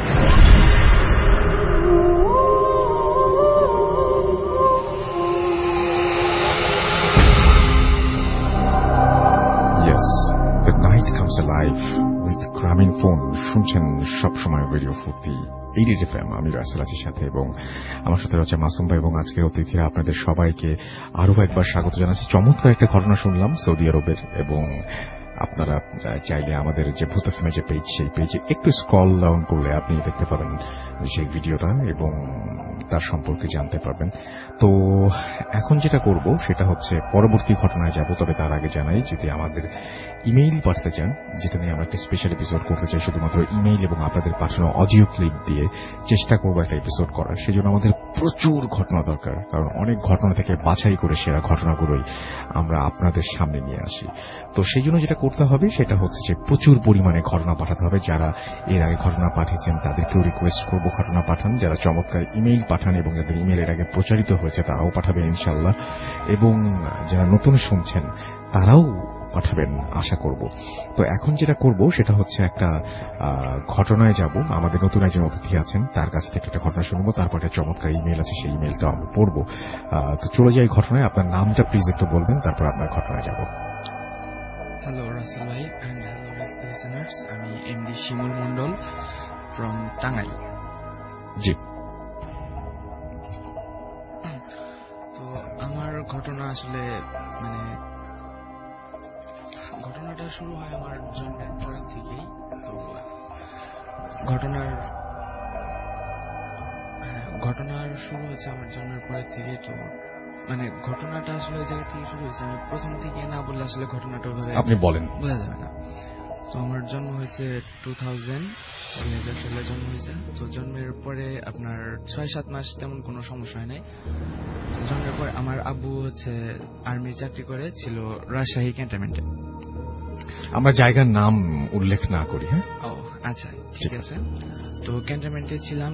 ক্যান্টনমেন্টে থাকার পরে আমার আব্বু বিকেল বেলা একদিন আমাকে নিয়ে বের হয়েছে, মানে ঘুরতে বের হয়েছে। তো দেখতে মানে খেয়াল করতেছে যে আমি রাস্তার পাশে একটা জঙ্গল ছিল, তো আমি জাস্ট মানে জঙ্গলের দিকে যাইতেছি, কারণ ছোট অবস্থায় তখন তো কথা বলতে পারতাম না, 6-7 মাস বয়স। তো জঙ্গলের দিকে ইশারা করে নিয়ে যেতেছি। তো আব্বু এটা তেমন একটা গুরুত্ব দেয় না, চলে যায় ওই জায়গা থেকে, আমাকে নিয়ে চলে যায়। তো পরবর্তী 2-3 দিন আবার সেম ঘটনা, আমাকে নিয়ে বের হলেই আমি জাস্ট ওই রাস্তার দিকে মানে ওই জঙ্গলটার দিকে যেতে যাচ্ছি। আচ্ছা। তো মানে লাস্ট যেদিন হয়েছে, তো ওই দিন আব্বু বাসায় আসার পরে মানে আমাকে নিয়ে বাসায় আসছে, তারপরে আমি প্রচুর কান্নাকাটি করতেছি, মানে কোনোভাবে সে কান্না থামানো যায় না, ছোট ছিলাম। তো আব্বু আম্মুর সাথে ঘটনাটা শেয়ার করলো যে এরকম এরকম হয়েছে। তো আম্মুর মানে নিয়ে আব্বু গেল যে তাহলে একটা হুজুরের কাছে দেখাই, হুজুর কি বলে। তো হুজুরের কাছে নিয়ে গেছে, তখন আমি স্টিল কান্না করতেছি। ওই অবস্থায় আমাকে হুজুরের কাছে নিয়ে যায়। মানে আশ্চর্যের বিষয় হইতেছে যে হুজুরের কোলে যাওয়ার পরে আমি একদম চুপ, যেন মানে আমার কোনো কিছুই হয় নাই। তো হুজুর বললো যে এটা তেমন কোনো সমস্যা না, ওরে জাস্ট একটা জিনে হয়তো আসর করছে, যার কারণে ওইরকম কান্নাকাটি করতেছে। তো তখন হুজুর আমাকে একটা তাবিজ দেয়। আচ্ছা, সেই তাবিজটা মোটামুটি আমার কাছে 10 বছরের মতো ছিল। তখন তেমন কোনো সমস্যা হয় না, ছোট ছিলাম, অতটা মানে বুঝতেও পারি নাই যে এরকম কিছু হইতেছে বা প্যারানরমাল কিছু ঘটতেছে আমার সাথে, আমি বিষয়টা তেমন একটা খেয়াল করি নাই। তো সামহাও আপনার 2010 এরকম সময় আমার ওই তাবিজটা হারায় যায়। মানে কিভাবে হারায় গেছে এটা সঠিক খেয়াল নাই। তো তাবিজ হারায় যাওয়ার মানে যেদিন হারায় গেছে ওই দিন রাত্রেই আমার জ্বর, প্রচন্ড জ্বর, 103-4 বা এরকমই আর কি। তো জ্বর ভালো হইতেছে না, পরে ওষুধ টষুধ খাওয়ানো হলো, জ্বর ভালো হয় না। পরে মানে আমার আব্বু আম্মু কিন্তু জানে, আমি স্টিল তখনও এই ঘটনাটা জানি না যে আমার সাথে এরকম কিছু একটা হয়েছে। তো এক হুজুরকে নিয়ে আসলো, সেই হুজুরও একটা তাবিজ দিল, কিন্তু ওই তাবিজে আপনার আমি সুরক্ষিত ছিলাম যে আমার কোনো জ্বর বা আমার শারীরিক কোনো প্রবলেম হইতেছিল না, কিন্তু আমি স্বপ্নে ভয় পাইতেছিলাম। মানে স্বপ্নে ভয় পাচ্ছিলেন? হ্যাঁ, এটার কোনো সলিউশন আমার তখনও কেউ দিতে পারে নাই। আচ্ছা, তো মানে স্বপ্নে ভয় পাওয়ার বিষয়টা এরকম ছিল যে আমি প্রায় স্বপ্নে দেখতাম একজন মানুষ। কত বয়স তখন আপনার? আমার বয়স তখন 11-12 বছর। আচ্ছা, ওকে। একজন মানুষ আমার খাটের আশেপাশে দাঁড়ায় রয়েছে। তো লোকটা মোটামুটি 6 থেকে 7 ফিট এরকম লম্বা, আপনার কালো কাপড় পরা। আর সবচেয়ে ভয়ঙ্কর মানে আমার কাছে যেটা বেশি ভয় লাগছে সেটা হচ্ছে ওই অবয়বটা, মানে কালো কাপড় পরা ছিল, আর তার উপরে একটা ঘোমটা ছিল। আচ্ছা, মাথার উপরে ঘোমটা ছিল। ছেলে নামে? হ্যাঁ, কিন্তু আমি ছেলে নামে এটা সঠিক বুঝতে পারিনি, কারণ আমি ফেসটা কখনো দেখিনি, জাস্ট ঘোমটাটা দেখছি। তো এরকম স্বপ্ন দেখতাম, আব্বু আম্মুকে বলতাম, আব্বু আম্মু আমাকে সান্ত্বনা দিত যে না এটা তেমন কিছু না, জাস্ট ভয় পাইছি, মানে এরকম করে আমার জাস্ট কাটাই নিত। তো ওই তাবিজটাও আমার কাছে ছিল প্রায় 3-4 বছরের মতো ছিল। তো বড় হইতেছে, আমার বয়স 14 পার হয়ে 15-তে গেল। আশেপাশে ফ্রেন্ড সার্কেল যারা আছে ওরা আমাকে তাবিজটা নিয়ে খুব মানে বিরক্ত করতো যে এত বড় হয়েছিস এখনো কিসের তাবিজ এই সেই। তো আমি একদিন ইচ্ছা করে তাবিজটা খুলে রাখি, মানে আমার একটা ইচ্ছা যে দেখি কি হয় আজকে, তাবিজটা খুলে রাখি। তো তাবিজ খুলে রেখে আমি ঘুমাইছি। ওই দিন রাত্রে আবার সেম স্বপ্ন দেখতেছি যে ওই অবয়বটা আমার এক পাশে দাঁড়ায় রয়েছে। তো অ্যাজ ইউজুয়াল মানে আমি মোটামুটি 3-4 বছর ধরে একই স্বপ্ন দেখতেছি যে হয় একবার এই পাশে নয় ওই পাশে, মানে এক পাশে না এক পাশে আসি, আপনার সপ্তাহে একবার বা 2বার বা মাসে একবার এরকম ডিস্টেন্সে, কিন্তু কন্টিনিউয়াসলি আমি দেখছি। তো ওই দিন আমি বিষয়টা তেমন একটা গুরুত্ব দিই নাই, যেটা তো আমি রেগুলারই দেখতেছি। কিন্তু ওই দিন মানে যে তাবিজ খোলার পরে ওই দিন দেখলাম যে ওটা নড়লো, অর্থাৎ আগে স্টিল এক জায়গায় দাঁড়ায় ছিল, এখন সেটা আস্তে আস্তে আমার কাছে আসলো। তো কাছে আসার পরে মোটামুটি গ্রাম্য ভাষায় বলতেছে যে তুই কোনো ভয় পাস না, আমি তোর কোনো ক্ষতি করব না। হ্যাঁ, আমি তোর কোনো ক্ষতি করব না, আমাকে তোর মানে তোকে আমার পছন্দ হয়েছে, অর্থাৎ ওই জিনটা বা ওই স্বপ্নের মধ্যেই বলছে, স্বপ্নের মধ্যেই বলছে যে তোকে আমার পছন্দ হয়েছে, আমি সারা জীবন তোর সাথে থাকবো। আচ্ছা, এরকম একটা মানে কথা বলছে। তো আমি এটা মানে এটার জন্য তো আমি প্রস্তুত ছিলাম না, কারণ আমি যতটুকু জানি বা আমার ধারণা যে আমি ওটা এক জায়গায় স্টিল দেখতেছি, কিন্তু কখনো কাছে আইসা যে এরকম ভাবে বলবে এটা আমি কখনো এক্সপেক্ট করি না। তো তারপর আমি মানে সেন্সলেস। তারপরে আর কি হয়েছে আমার সঠিক মনে নাই। তো পরবর্তীতে সকালে যখন ঘুম ভাঙে তখন দেখি যে আমার মানে আমি বিছানায় শুয়ে রয়েছি, আমার সামনে একটা হুজুর রয়েছে। আচ্ছা, তো জ্ঞান ফেরার পরে আমি হুজুরকে বললাম যে এরকম এরকম রাত্রে দেখছি। তো আব্বু বলতেছে যে তাহলে করতে মানে হুজুরকে বলতেছে যে একটা তাবিজ দেওয়ার জন্য, যার একটা তাবিজ দিলে যদি এই সমস্যাটা না হয়। তো তখন আব্বু বলতেছে মানে তখন হুজুরটা বলতেছে যে না, ওকে তাবিজ দেওয়াটা ঠিক হবে না, কারণ যেহেতু জিনটা বলছে মানে হুজুরের ভাষায় যে যেহেতু জিনটা বলছে যে ওর কোনো ক্ষতি করবে না, সেহেতু তাবিজ দিয়ে তো তেমন কোনো ফায়দা হইতেছে না, কারণ এটা তাবিজ দিলে ওর সাথে থাকবো, না দিলে ওর সাথে থাকবো। তো আমি আবার হুজুরের সাথে একটু তাল মিলাইলাম যে আমার ফ্রেন্ডরা এরকম মজা টজা করে, আচ্ছা যাই হোক, তো আর তাবিজ নেওয়া হয় না। তো তারপরে যে ঘটনাটা ঘটে আপনার 7-8 দিন বা 10 দিন এরকম পরে, আমাদের এলাকার নামটা বললাম না, যাত্রা হইতেছে, গ্রামের বাড়িতে যে যাত্রাগুলা হয়। তো আমি তো ক্যান্টনমেন্টে ছিলাম, বিভিন্ন ক্যান্টনমেন্টে ঘুরছি, যাত্রা সম্পর্কে আমার তেমন কোনো আইডিয়া নাই। তো ফ্রেন্ডদের সাথে গেলাম যাত্রা দেখতে। যাত্রা শেষ রাত্রে আনুমানিক 1:30 বা 2টা এরকম সময়। তো যাত্রা শেষ করে আসতেছি, তো আমার 3টা ফ্রেন্ড ছিল। তো আসার সময় আমি না, আমার ফ্রেন্ডরা সবাই আপনার শুটকি মাছের গন্ধ পাইতেছে, যে একটা মানে আশেপাশে শুটকি মাছ থাকলে যেরকম গন্ধ হয় এরকম গন্ধ পাইতেছে। তো আমরা জাস্ট মজা করে জিনিসটা উড়াই দিছি। উড়াই দিয়া যাই হোক আসলাম আমাদের এলাকার যে বাজার আছে, বাজারে যাওয়ার পরে যার যার বাড়ির রাস্তায় শেষে চলে গেল, আমি রাস্তায় একা। আচ্ছা, এখন আমার বাজার থেকে বাড়ির দূরত্ব হইতেছে প্রায় 7-8 মিনিট মতো হাঁটতে হয়। তো রাস্তা দিয়ে যাইতেছি আবার সেই শুটকি মাছের গন্ধ। এখন তো আমি একটু ভয় পাইতেছি, কারণ একদম একা, আশেপাশে কেউ নেই, নির্জন পরিবেশ। তো হাঁটতেছি মানে আমি যত বাড়ির দিকে আগাইতেছি আমার গন্ধটা আরো তত তীব্র হইতেছে, প্রচন্ড গন্ধ। তো পরবর্তীতে মানে এই গন্ধটা আস্তে তীব্রতর হইতে হইতে হঠাৎ করে মানে ধুপ করে একটা শব্দ হইল। আচ্ছা, শব্দ হয়েছে, আমি সাথে সাথে দাঁড়ায় গেছি, কি ব্যাপার, আশেপাশে কোনো মানুষজন নাই, কোনো কিছু নাই, শব্দ হইল কিসের। ফোনের ফ্ল্যাশ লাইট অন করছি, অন করে দেখি যে আমার ঠিক 5 থেকে 7 অথবা 10 হাত এরকম দূরে একটা বৃদ্ধ মহিলা বসে রয়েছে, মানে একদম রাস্তার ঠিক মিডল পয়েন্টে। আমি যে পাশ কাটায় যাব এরকম যাওয়ার কোনো রাস্তা নেই। এখন তো আমি তো প্রচুর ভয় পাইতেছি। তো ফ্ল্যাশ লাইট অন করার পরে যেটা দেখলাম যে একদম বৃদ্ধ, বয়স আনুমানিক 85-90 এরকম, জাস্ট একটা কাপড় পরে, মানে এক কাপড় পরে বসে রয়েছে, আর হইতেছে চোখ দুটা জল করতেছে, মানে এমন অবস্থা যে চোখ বের হয়ে এখন পড়ে যাবে, ঝুলতেছে, আধা ঝোলা অবস্থা যেটা বলে। তো আমি মানে ওটার চোখের দিকে তাকানোর পরে একটা হাসি দিয়ে, মানে হাসিটা কেমন আমি জাস্ট বলতে পারতেছি না, যে মানে বিকট একটা হাসি। তো হাসি দেওয়ার পরে তো গ্রাম্য ভাষায় বলতেছে যে এতদিন ওর জ্বালায় তোর কাছে আসতে পারিনি, যাকে আপনি স্বপ্নে দেখেছেন। হ্যাঁ, যাকে আমি স্বপ্ন দেখতাম, যে ওর জ্বালায় এতদিন তোর কাছে আসতে পারি নাই, কিন্তু আজকে তোরে নিয়ে যাব। আমি তো মানে হতবাক, এখন এই জায়গায় আমি কি করবো আমার মাথায় কিছু ঢুকতেছে না। তো মানে আমি ভয়ে আমার হাত পা কাঁপতেছে, কাঁপতে আমার হাতের থেকে ফোনটা নিচে পড়ে যায়। আচ্ছা, আমি ফোন উঠাই, ফোন উঠানোর সময় এই যে আপনার কাঠের জুতা বা যে খরম যেটাকে বলে আগের দিনের যে খরম, এটা পরে হাঁটলে যে ঠক ঠক শব্দ হয়, এরকম 2টা শব্দ শুনতে পাই। আচ্ছা, মানে আমার পিছনে আর কি। আচ্ছা, তো এই শব্দ শোনার পরে আমি পিছনে তাকায় দেখি সেই কালো কাপড় পরা সেই অবয়ব বা সেই জিনটা দাঁড়ায় রয়েছে আমার পিছনে। আচ্ছা, তো আমি একটু সাহস পাইলাম যে না, অ্যাটলিস্ট এটা তো আমার কোনো ক্ষতি করবে না, যা ক্ষতি করার ওই সামনে ওই বুড়িটাই আমার ক্ষতি করতে পারে। তো ওইটা আস্তে আস্তে হাইটা আমারে পাশ কাটায় আমার সামনে আগায়া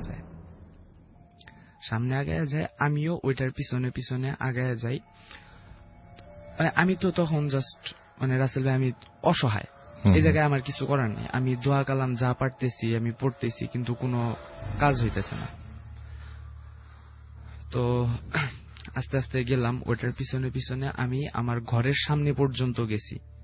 ঘরের সামনে পর্যন্ত যা হঠাৎ করে দেখি যে আমার সামনে কিছুই নেই, মানে আমার ঘরটা রয়েছে যে সামনে যে জিনটা থাকার কথা নাই, আমার সামনে পিছনে আশেপাশে কোথাও নেই। তো মানে আমি তো তখন একটা শকের মধ্যে রয়েছি। আমি মানে তখন জাস্ট একটাই চিন্তা যে এই যে ঘটনা হয়েছে এটা আমি বাড়িতে কাউকে এখন জানাবো না, কারণ এখন রাত্রে জানাইলে আরো ঝামেলা হবে, বাড়ির মানুষজন টেনশন করবে, আমার করবে। তো আমি দরজা নক করছি, আম্মু দরজা খুললো। আমি মানে ভালো মতো নর্মালি অ্যাজ ইউজুয়াল, মানে নর্মালি আমার কিছুই হয় নাই, খাওয়া দাওয়া করে আমি শুয়ে পড়লাম। ওই দিন রাত্রেও তেমন কোনো সমস্যা হয় না, বা যে ভয়ের কারণে যে রাত্রে ঘুম না হওয়া এরকম কোনো কিছু না, আমি নর্মালি ঘুমাইছি। তো সকালবেলা আমি আব্বুকে আস্তে করে বিষয়টা বললাম যে আব্বু, কালকে রাত্রে তো আমার সাথে এরকম জিনিস ঘটছে। আব্বু তো আমাকে বকাবকি করতেছে, হ্যাঁ তোরে তাবিজ নিতে বলছিলাম, তাবিজ নিলে এরকম কোনো সমস্যা হইতো না। পরে আবার তাবিজ নিতে বলছে, আমি স্টিল না করছি যে না আমি তাবিজ নিব না, কারণ এটা যেহেতু একবার আমাকে বাঁচাইছে, ইনশাল্লাহ নেক্সট টাইম আমার আরেকবার বাঁচাবো। তো এটা ছিল আমার মানে প্রথম ঘটনা। আর দ্বিতীয় ঘটনা ঘটছে তার 4 দিন বা 5 দিন এরকম সময় পরে। তো রাত্রে আমি ঘুমাইয়া গেছি, 9টা-10টার দিকে, গ্রামের বাড়ি, ঘুমাইয়া গেছি। তো স্বপ্নে দেখতেছি যে আমি একটা মানে ময়দান বা একটা মাঠের মধ্যে পড়ে রয়েছে, অর্থাৎ মানে যে যুদ্ধের শেষে যেরকম পরিবেশ থাকে একটা এলাকার, যে আশেপাশে আগুন জ্বলতেছে, ধোঁয়া উঠতেছে, তারপরে আশেপাশে রক্ত পড়ে রয়েছে, এরকম একটা অবস্থা। আমি একটা মাঠের মধ্যে পড়ে রয়েছি ডান কাত হয়ে। আচ্ছা, ডান কাত হয়ে পড়ে রয়েছি, আর মানে আমার ডান হাতটা মাথার নিচে, আচ্ছা, মানে আমি ডান হাতের উপরে মাথাটা রেখে আমি পড়ে রয়েছি। তো আমি মানে আমার বডিতে আমার কোনো নেই, মানে কোনো সেন্স নেই, আমি যে হাত পা নাড়াচড়া করবো বা আমি উঠা বসবো এরকম কোনো ফিলিংস আমি পাইতেছি না, জাস্ট আমি দেখতেছি। আর সামনে যে মানে ভীষণটা আমি দেখতেছি যে জিনটা আমার এক পাশে দাঁড়ায় আছে, মানে আমি কিন্তু দেখতেছি আমার সামনে এক পাশে আছে, আর হচ্ছে সেই বৃদ্ধ মহিলাটা আমার ঠিক সামনে কিছু দূরে বসে রয়েছে। তো বসে রয়েছে এভাবে কয়েক মুহূর্ত যাওয়ার পরে এই বৃদ্ধটা আমার দিকে হাত তুলে দেখাইতেছে। আচ্ছা, মানে ওই জিনের সামনে আমাকে দেখাইতেছে যে আমাকে নিয়ে যাবে বা এরকম কিছু একটা মিন করতেছে, মানে আমি যতটুকু বুঝতে পারছি আর কি। তো যখনই হাত তুলাই করছে তখনই জিনটা আপনার সামনের দিকে আগায় যাইতেছে, মানে আমাকে নিতে দিবে না, এরকম একটা সিচুয়েশন। আস্তে আস্তে সামনের দিকে আগায় যাইতেছে, আর ওই মানে বুড়িটা কিন্তু বসা ছিল, বুড়িটা বসা ছিল, ও নড়ে নেই, কিন্তু ও পিছনের দিকে পিছাইতেছে। মানে আমি স্টিল, এটা আপনার স্বপ্নের মধ্যে ঘটছে? হ্যাঁ, এটা হচ্ছে আমার স্বপ্নের মধ্যে। আর ওটা যেটা ছিল ওটা হচ্ছে রাস্তায়। আচ্ছা, তো এখন এইভাবে আস্তে আস্তে পিছাইতে পিছাইতে মানে এমন একটা পর্যায়ে গেছে যে আমি এখন আর বুড়িটাকে দেখতে পারতেছি না, আমার সামনে জাস্ট আমি জিনটা দেখতেছি, অর্থাৎ জিনের কারণে আমি বুড়িটাকে দেখতে পারতেছি না। তো এরকম সময়ে আমার পিছন সাইড দিয়ে, অর্থাৎ আমি তো ডান কাত হয়ে শুয়েছিলাম, তো আমার পিছন সাইড দিয়ে এই মানে যে ছোট ছেলে মেয়েদের অনেক সময় যে ঘুঙুর বা কোমরের মধ্যে একটা দেয় না, যে হাঁটা চলা করলে শব্দ হইলে বোঝা যায়, এরকম একটা দেয় না, মানে গ্রাম অঞ্চলে যেটা বেশি দেখা যায়, আপনার ঘুঙুর বা ঝুনঝুনি যেটাকে বলে। তো এই ঝুনঝুনি দেওয়া একটা ছোট শিশু আমার মাথার পাশ দিয়ে আমার সামনে আসলো। আচ্ছা, মানে ওটার মধ্যে ভয়ঙ্কর তেমন কিছু আমি খেয়াল করি নাই। আপনার শিশুটার বয়স আনুমানিক 3 বছর বা 4 বছর, হাঁটতেছে। তো হাইটা আমার সামনে এসে দাঁড়াইলো। ওটার মধ্যে আমি ভয়ঙ্কর কোনো কিছুই দেখি না, অ্যাজ ইউজুয়াল নর্মাল একটা শিশু। আচ্ছা, তো আইসা দেখান মানে দাঁড়ানোর পরে সেই বুড়ির মতো করে একটা হাসি দিল। আচ্ছা, আমি তো এমনি তখন প্রচুর পরিমাণ ভয় পাইতেছি, তার মধ্যে ওইটা দেখে তো আমি আরো শক যে এটা কি হলো। তো পরবর্তীতে এখন দেখি ওই শিশুটাও মানে আমার পিছন থেকে ঘুরে সামনে এসে দাঁড়াইছে, প্লাস সামনে দাঁড়ানোর পরে এখন আমাকে ধরতে আসবে, এরকম একটা সিচুয়েশন। তো যখনই ধরতে আসবে তখনই ওই জিনটা পিছন থেকে এসে ওই শিশুটাকে ধরে, মানে আমার কাছে আসতে দিবে না। তো ধরার পরে ওই জিনটা আপনার এক হাত দিয়ে ওই শিশুটার গলার মধ্যে, আরেক হাত দিয়ে মেবি কোমর বা মানে নিচে পিছনে একটা জায়গায় ধরছে, আমি সঠিক খেয়াল নাই। তো ধরা জাস্ট একটা আছাড় দিল। মানে আমি আসলে তখন বুঝতেছি না যে মানে কি হইতেছে না হইতেছে, আমি কিছু বুঝতেছি না, আমি জাস্ট দেখতেছি ঘটনাগুলো যে এটা হইতেছে। তো আছাড় দেওয়ার পরে আপনার ওই শিশুর মানে মাটিতে পড়ার পরে হাত পা এক এক দিকে ছড়ায় যায়, মানে ছোট শিশু তো হাত, আর ওর মাথাটা ছিটকা এসে আমার সামনে পড়ে, জাস্ট আমার ফেসের সামনে এসে পড়ে। আর সবচেয়ে ইন্টারেস্টিং বিষয় হইতেছে যে ওই শিশুটার মুখে তখন একটা হাসি ছিল। আচ্ছা, তো এটা দেখার পরে তো আমি আর ঠিক থাকতে পারি না, আমি লাফ দিয়ে উঠে গেছি, ওইটা চিৎকার চেঁচামেচি করছি। পরে আব্বু আম্মু আসলে আমি ওনাদের ঘটনাটা বলছি যে এরকম এরকম ঘটনা ঘটছে আমার সাথে। তো তারপরে আবার ওই দিন রাত্রেই হুজুরকে ফোন দেয়া হুজুর এসে আমাকে অনেক মানে যে করে দোয়া দরুদ পড়ে ফুটু দেয়, পানি খাওয়ায়। তো তারপরে আমার তাবিজ দিতে চাইছিলাম, আমি তখন তাবিজ নিইনি, এখন আমার না, তখন আমি নিইনি, এখন আমার কাছে কোনো তাবিজ কবজ কিচ্ছু নাই। তো তারপর থেকে ওই ঝাড়া ফোঁচা করার পর থেকে আমার তেমন কোনো সমস্যা হয় নাই। তবে হ্যাঁ, এখনো আমি ওই জিনটাকে স্বপ্ন দেখি, রেগুলার দেখেন? রেগুলার। আপনাকে একটা প্রশ্ন করি, আপনি কেন তাবিজ নিতে চান না? এখন তাবিজ নিতে মানে আমার এটা ভালো লাগে না। আপনার যে স্বপ্ন দেখছেন এটা নিয়ে আপনার কোনো সমস্যা নেই? না, এটা নিয়ে এখন মানে আমি অভ্যস্ত হয়ে গেছি। আপনার যে মানুষটি আছে সেই মানুষটির স্বপ্নেও অস্তিত্ব আছে এবং বাস্তবেও কিছুটা আছে, কারণ বাস্তবে বিভিন্ন জায়গায় সে আপনাকে হেল্প করেছে। তার মানে স্বপ্নে যাকে দেখেন সে কোনোদিন বাস্তবে আসেনি, কিন্তু বাস্তবে বিভিন্ন জায়গায় সে আপনাকে মানে সে আমাকে হেল্প করেছে। Thank you so much. আপনার ঘটনার জন্য আপনাকে অনেক ধন্যবাদ। আমি মানে আপনি কি করবেন যদি আপনার সঙ্গে এরকম কোনো কিছু থাকে কিন্তু আপনি বুঝতে পারছেন সে হেল্পফুল, তাহলে কয়জন আমাদের মধ্যে রাজি হব যে তাকে নিয়ে মানে সবসময় তার সাথে বসবাস করতে বা তার সঙ্গে থাকতে? I am not sure, but উনি চান না তাবিজ নিতে, কারণ তাবিজ নিলে এই জিনিসটা চলে যাবে এবং সেটা তিনি চাচ্ছেন না। খুব অদ্ভুত ব্যাপার। এমডি রাজু আহমেদ রাজ আমাকে লিখেছেন, খুবই ভয় লাগছে। এবং এছাড়াও আমাদের সঙ্গে আছেন দেখতে পাচ্ছি রায়ান হক, এবং তিনি বলছেন হ্যালো রাসেল ভাই, ঝিনাইদহ থেকে শুনছি।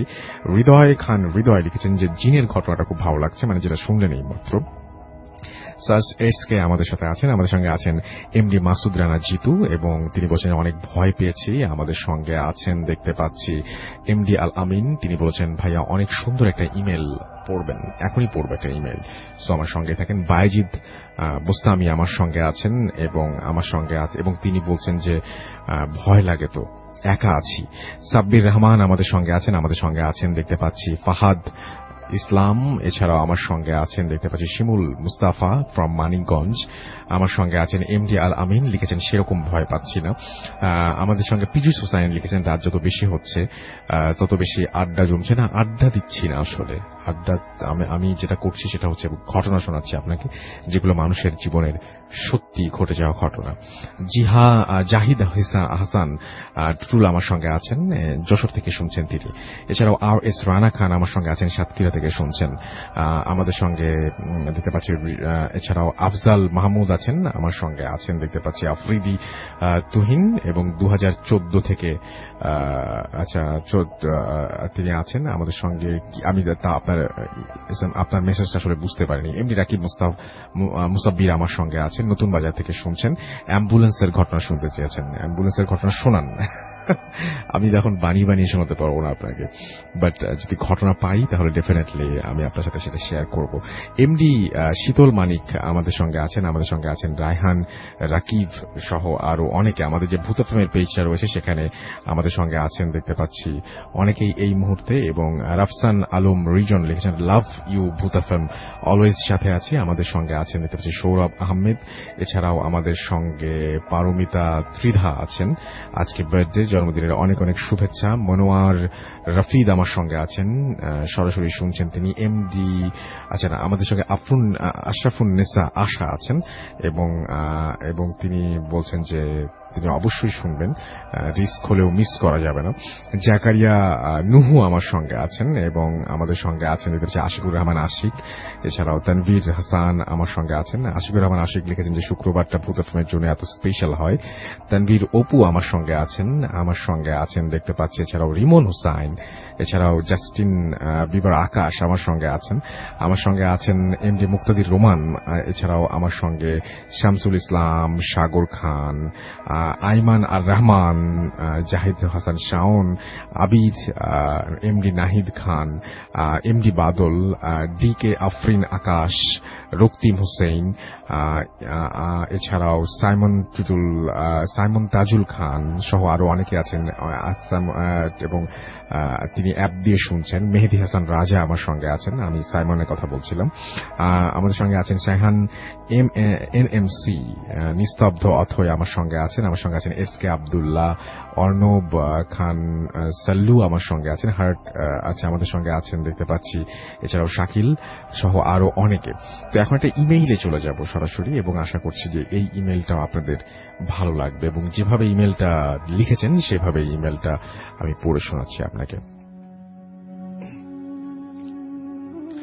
রাসেল ভাই, আমি রিমন, খুলনাতে থাকি। এখানে ঘটনা শেয়ার করতে যাচ্ছি সেটি আমার এলাকার বড় ভাই বিপ্লবের কাছ থেকে শোনা। এবং তার নিজের সাথে ঘটে যাওয়া ঘটনা আমি তার মতো করে বলছি। আজ থেকে 5 বছর আগের একটি ঘটনা, যখন আমি 10ম শ্রেণীতে পড়ি, এবং এটি খুলনা মেডিকেলে আমার নিজের সাথে ঘটে যাওয়া একটি ঘটনা। সেদিন প্রায় রাত 12টা। আমার নানু বাড়িতে আমি ছিলাম। আমি নিজের ঘরে বসেই লেখাপড়ায় ব্যস্ত, কারণ সামনে এসএসসি পরীক্ষা। তখন আমার মামা মামি কোনো একটি বিষয় নিয়ে তর্ক করছিলেন। এমন তর্কের এক পর্যায়ে মামি রাগ হয়ে তার নিজের ঘরে গিয়ে গলায় ফাঁস নিতে যাচ্ছিলেন। এই সময় মামা তাড়াতাড়ি ওই ঘরে এসে মামিকে উঁচু করে ধরলেন যাতে গলায় ফাঁস না লাগে। কিন্তু মামা একটু দেরি করে আসাতে মামির গলায় খুব মারাত্মকভাবে চোট লাগে এবং মামিকে নামানোর পর মামির গলায় একটা কালো দাগ পড়ে যায় এবং গলাটা ফুলে উঠতে শুরু করে। তাই আমরা দেরি না করে মামিকে খুলনা মেডিকেলে নিয়ে গেলাম। আমি আর আমার মামা, কারণ ওই সময় আর ঘরে কোনো পুরুষ মানুষ ছিল না। আমরা যখন খুলনা মেডিকেলে পৌঁছলাম তখন রাত 11:30। খুলনা মেডিকেলে গিয়ে অনেক খোঁজাখুঁজির পর একজন ডাক্তারের সন্ধান পেলাম। তখন মামা অনেক টেনশনে ছিলেন। ডাক্তার মামাকে বলল রোগী খুব ভালোভাবে ইনজিউর্ড হয়েছে, তাই ডাক্তার মামাকে খুব তাড়াতাড়ি কিছু ওষুধ আনতে বললেন। কিন্তু মামা না গিয়ে আমাকে ওই প্রেসক্রিপশন দিয়ে তাড়াতাড়ি ওই ওষুধগুলো আনতে বললেন। মামাকে খুব চিন্তিত দেখে আমি তাড়াতাড়ি ওষুধগুলো আনতে গেলাম। রীতিমতো আমি বাইরে থেকে ওষুধ নিয়ে ফিরে এলাম এবং ওই মুহূর্তে ডাক্তার মামাকে আর একটা ইনজেকশন আনতে বললেন এবং আর বললেন যে এই ইনজেকশনটা তাড়াতাড়ি না দিলে রোগীর গলায় বড় ধরনের সমস্যা হতে পারে। তখন মামা আরো বেশি চিন্তিত হয়ে মামার পকেট থেকে সব টাকা দিয়ে আমাকে ধাক্কা দিয়ে ইনজেকশন আনতে পাঠিয়ে দিলেন। আমি দ্রুত ছুটে গেলাম এবং আমিও কিছুটা নার্ভাস ছিলাম, কারণ এমন পরিস্থিতিতে আমি কোনোদিন পড়িনি। অনেক খুঁজে ওই ইনজেকশন পেয়ে আবার হাসপাতালে দ্রুত পায়ে এগোতে লাগলাম। ঘটনার ভয়াবহ পয়েন্ট এখান থেকে শুরু। আমি যখন ওই ইনজেকশন নিয়ে হাসপাতালের মেইন গেট দিয়ে ঢুকলাম তখন আমি সিদ্ধান্তহীনতায় পড়ে গিয়েছিলাম। আমার কাছে পথগুলো অচেনা মনে হচ্ছিল। আমি কোন পথ থেকে এসেছিলাম আর কোন পথ থেকে মামির কেবিনে যেতে হবে ভেবে পাচ্ছিলাম না। তখন হঠাৎ করে দেখি আমার থেকে বয়সে বড় একটি মেয়ে হাসপাতালের ফ্লোর ঝাড় দিচ্ছে। আমার তখন মনে এমন একটা ভাবনা আসে নাই, কোনো ভাবনা আসে নাই যে এত রাতে একজন কেন ফ্লোর ঝাড় দিচ্ছিলেন। তাই আমি তার কাছে গিয়ে জিজ্ঞেস করলাম যে কিছুক্ষণ আগে একটি গলায় ফাঁস দেওয়া রোগী এসেছিলেন, তার রুমটা কত নাম্বার আর কোন পথ দিয়ে যেতে হবে। ওই মেয়েটি তার হাতের আঙুল ইশারা করে একটা রুম দেখিয়ে দিলেন। আমি তখন প্রায় অবচেতন অবস্থায় ছিলাম। কোনটা ভুল কোনটা সঠিক বিচার করার মতন শক্তি যেন ছিল না। তাই এক দৌড় দিয়ে রুমের দরজায় এক ধাক্কা দিয়ে খুলেই দেখি ঘরটা অন্ধকার। এই কালোর মধ্যে এটা বুঝতে পারছিলাম যে প্রত্যেকটা বেড সাদা কাপড় দিয়ে ঢাকা। আমি তখন বুঝতে পারছিলাম না যে এই সাদা কাপড়গুলো কি ছিল। আমি হতবাক হয়ে শুধু তাকিয়েছিলাম। আমি তখন যেন নড়তে পারছিলাম না, মুখ দিয়ে যেন কথা বের হচ্ছিল না, শুধুই ওই কাপড়গুলোর দিকে তাকিয়েছিলাম। এবং ওই সময় ওই রুম থেকে একটা পচা উটকো গন্ধ আমার নাকে আসছিল, অনেকটা পচে যাওয়া লাশের মতো। এই গন্ধ পাওয়ার পর আমি ওই রুমেই দাঁড়িয়েছিলাম, যেন কেউ আমাকে এই ঘরে থাকার হুকুম দিয়েছে। কিছুক্ষণ পরে দুটি পুলিশ এসে আমাকে পেছন থেকে টেনে নিয়ে রুম থেকে বের করলো এবং ওই রুমের বাইরে নিয়ে গিয়ে আমাকে গালাগালি করতে লাগলো এবং অনেক দিন থেকে খুঁজছি, আজ পেয়েছি, এরকম ধরনের কিছু আমি শুনতে পাচ্ছিলাম। আমাকে বললেন যে আমার সাথে কে আছে সেই সমস্ত খোঁজ খবর নিচ্ছিলেন এবং তিনি বলছিলেন যে তারা ভেবেছিলেন যে আমি মনে হয় লাশ চুরি করতে ঢুকেছি। আমি কিছু বুঝতে পারলাম না যে আমার সাথে কি হচ্ছে। আমি তখন দাঁড়িয়েছিলাম, একটা কথাও বলতে পারছিলাম না। তারপর তারা আমাকে বলল যে আমার সাথে আর কেউ আছে কিনা। এর মধ্যে আমার মোবাইলে একটা কল এলো এবং ওই সময় পুলিশ বলল যে ফোনের লাউড স্পিকার অন করতে। আমি তখন লাউড স্পিকার অন করতে একজন আমাকে গালাগালি করতে শুরু করলো এবং বলল, তুই কোথায়? এদিকে তোর মামি অসুস্থ আর তুই কোথায় বসে আছিস? তারপর পুলিশ আমার কাছ থেকে ফোনটা নিয়ে তারা বললেন যে আপনি এত নাম্বার ফ্লোরে আসেন।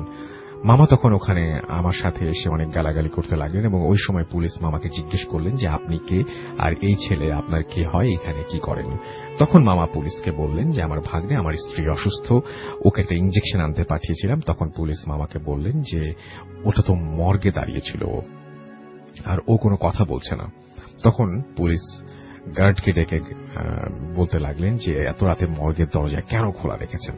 তখন গার্ড অনুনয় বিনয় করে বলল যে স্যার ভুল হয়ে গেছে। তারপর মামা তাকে আমাকে হাত থেকে নিয়ে গেলেন এবং আমাকে বলতে লাগলেন যে কি হয়েছে, তুই কোনো কথা বলছিস না কেন। মামা বিষয়টা উপলব্ধি করতে পেরে তার দুজন বন্ধুকে ডেকে এনে আমাকে বাসায় চলে যেতে বললেন। তারা দুজন আমাকে 2 হাত ধরে নিয়ে গেল এবং নানুকে বলল যে হয়তো একটু ভয় পেয়েছে। তারপর বাড়ি এসে প্রথম নানুকে বললাম যে আমার খুব ক্ষুধা লেগেছে। আমার নানু আমাকে কিছু খেতে দিল না। ওই রাতে নানু আমার সাথেই ঘুমোলো। পরের দিন সকালে আমার এলাকার রাজ্জাক হুজুর তিনি আমাদের বাসায় এলেন এবং এসে আমাকে আমার সামনে বসে বললেন যে তুই যে কাল অত রাতে অ্যাম্বুলেন্সের ভেতরে সামনে দাঁড়িয়েছিলি, কি দেখেছিলি, তুই ওখানে দাঁড়িয়ে কি দেখেছিলি, কেন দাঁড়িয়েছিলি। তারপর আবার বলল যে তোকে যে ওষুধ আনতে পাঠিয়েছিল ওই ওষুধ তুই নিয়ে আসবি, তুই কেন দাঁড়িয়েছিলি। তখন আমি বললাম যে একটা লাশ নামাচ্ছিল তাই দেখছিলাম। তারপর হুজুর আমাকে বলল যে লাশ নামাচ্ছিল তো তোর কি, তুই ওষুধ আনতে গিয়েছিলি, ওষুধ নিয়ে আসবি। তারপর হুজুর আমাকে বলল যে ওই মেয়েটা বিষ খেয়ে মারা গিয়েছিল। তারপর আমার ওই ঝাড়ু দেয়া মেয়েটির কথা মনে পড়ে গেল। সত্যি তো ওই লাশ আর ওই মেয়েটির চেহারা তো একই ছিল। তারপর হুজুর আমাকে পানি পড়ে দিল এবং সাথে একটা তাবিজ দিল কোমরে বেঁধে রাখার জন্য।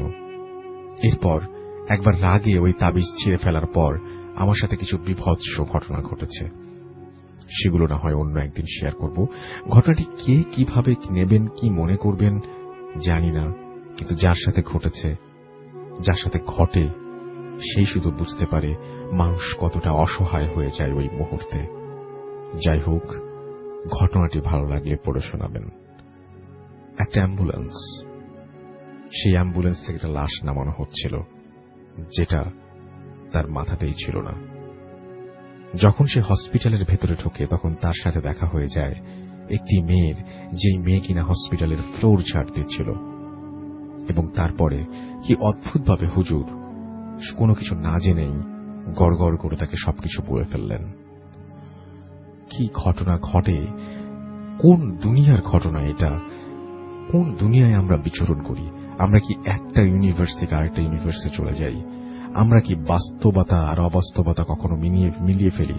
আর যেটাকে অবাস্তব বলি, যেটাকে প্যারানরমাল বলি, সেই দুনিয়াটা কেমন? সেই দুনিয়া থেকে কেন আমরা মাঝে মাঝে সেই দুনিয়ায় পৌঁছে যাই আর সেই দুনিয়া থেকে কেউ কেউ এই দুনিয়ায় চলে আসে? ব্যাপারটা খুবই রহস্যময়।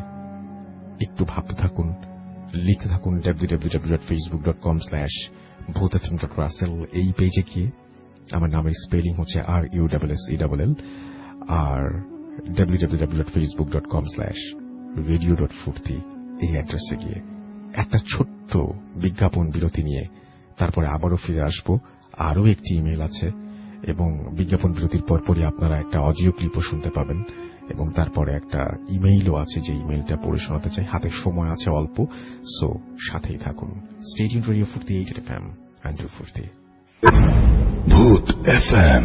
The night comes alive with Graminphone.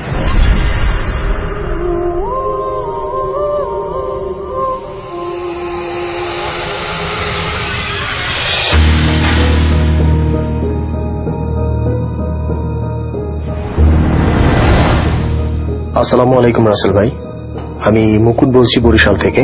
দূরত্ব এবং ব্যস্ততার কারণে আমার ঘটনাটা স্টুডিওতে এসে বলা সম্ভব হচ্ছে না, তাই আপনাকে রেকর্ড করে পাঠালাম। যদি ভালো লাগে তাহলে শ্রোতাদেরকে শোনাবেন আশা করি। আমি ঘটনায় চলে যাই। মূল ঘটনা বলার আগে আমার বাসার একটু বর্ণনা দেওয়া জরুরি। আমার বাসাটা হচ্ছে যে জায়গাটায়, এটা হিন্দু অধ্যুষিত এলাকা ছিল। মূলত জানা যায় এইখানটায় কুমার বাড়ি ছিল। কুমার মানে হচ্ছে যারা আসলে হাড়ি পাতিল তৈরি করে তারাই। ওইখানে তারা কালী পূজা করতে, এরকম একটা স্পেস ছিল। আমার যে বান্ডুরিটা ওটার ভিতরে কালী মন্দির ছিল, এইভাবে শোনা যায়।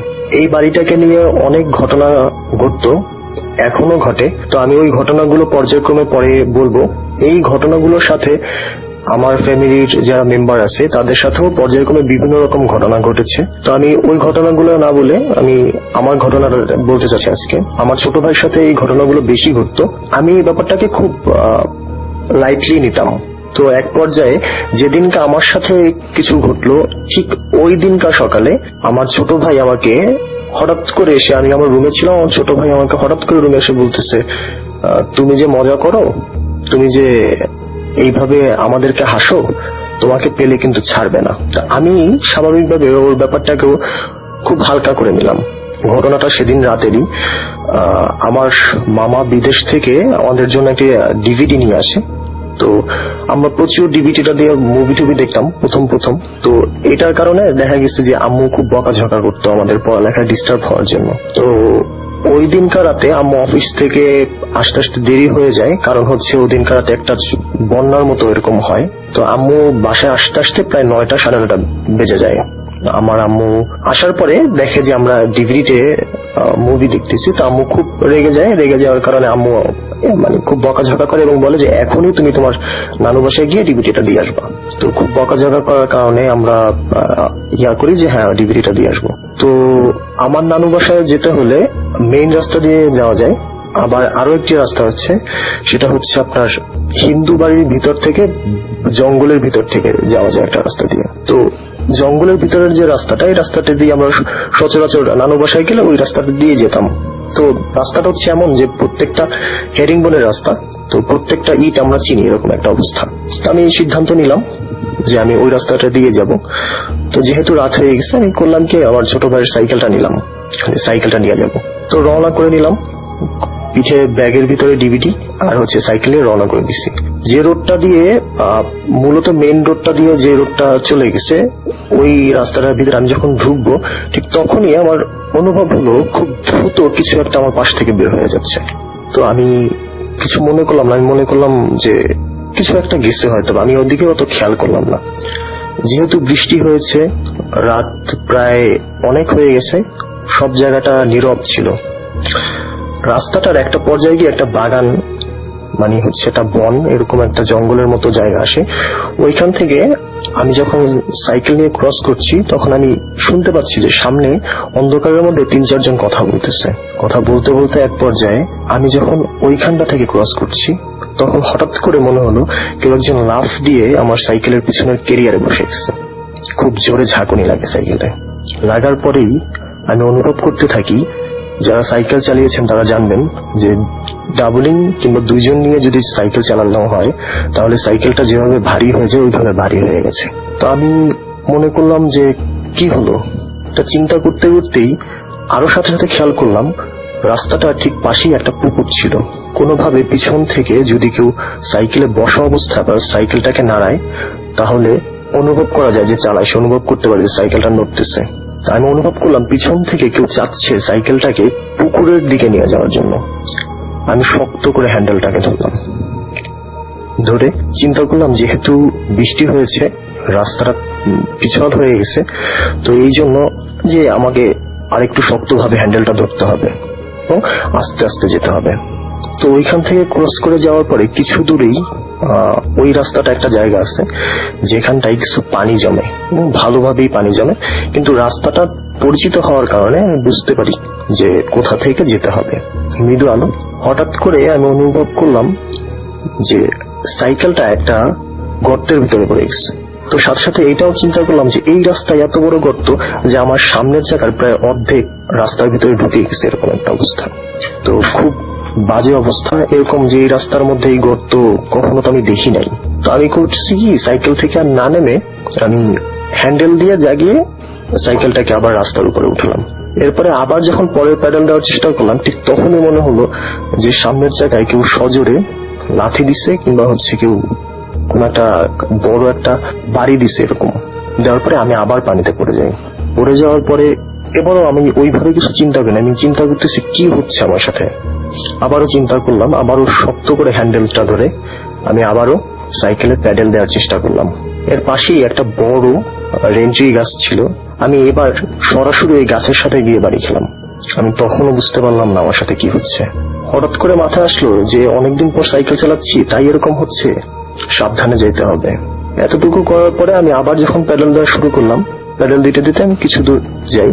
যাওয়ার পরে আবার ঠিক হঠাৎ করে মনে হলো আমার সামনে থেকে ঠিক রাস্তার এপার ওপার কিছু একটা কালো মতো দৌড়ে বের হয়ে গেল। এবারও ভয় পেলাম না, চিন্তা করলাম কোনো বিড়াল ঠিড়াল হয়তো বা কিছু একটা পাস করে গেছে। এটা চিন্তা করতে করতেই কিছু দূর পরে আমি যখন সাইকেল চালিয়ে চলে যাচ্ছি, ঠিক দেখতে পেলাম সামনে ল্যাম্পপোস্টের সাথে একটা লাইট খুব মৃদু আলো দিচ্ছে। ঠিক পোস্টটা থেকে একটু দূরে একটা বাচ্চা, বয়স হবে 5-6 বছর, শর্ট প্যান্ট পরা, রাস্তা পার হচ্ছে। তা আমি চিন্তা করলাম এত রাতে বাচ্চা, আমার চিন্তা করলাম আসতেই পারে, থাকতেই পারে, হয়তো বা পাশে বাসা বাড়ির কোনো একটা বাচ্চা। তা আমি চিন্তা করলাম যেহেতু পিছনে আমার সাথে অনেকবার আমি সাইকেল থেকে পড়ে টরে গেছি, তো এই বাচ্চার সাথে যেন আমার সাইকেলটা না লাগে। তো আমি সেই জন্য সজোরে ব্রেক করলাম, যে ওর কাছ থেকে প্রায় 3-4 ফিট দূরত্বে আমি সাইকেলটা ব্রেক করতে পারি এরকম।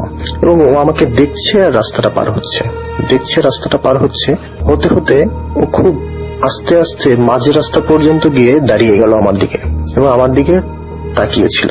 আমি ওর থেকে 3 থেকে 4 ফিট দূরে সাইকেলটাকে ব্রেক করি। রাসেল ভাই, এরপরে যা হয়েছে এর জন্য আমি প্রস্তুত ছিলাম না। আমি ওর সামনে সাইকেল ব্রেক করার পর আমি চোখের পলকের সাথে দেখি বাচ্চাটা নাই। সজোরে বুকের ভিতরে লাগে, বুঝতে পারলাম না কি হয়েছে।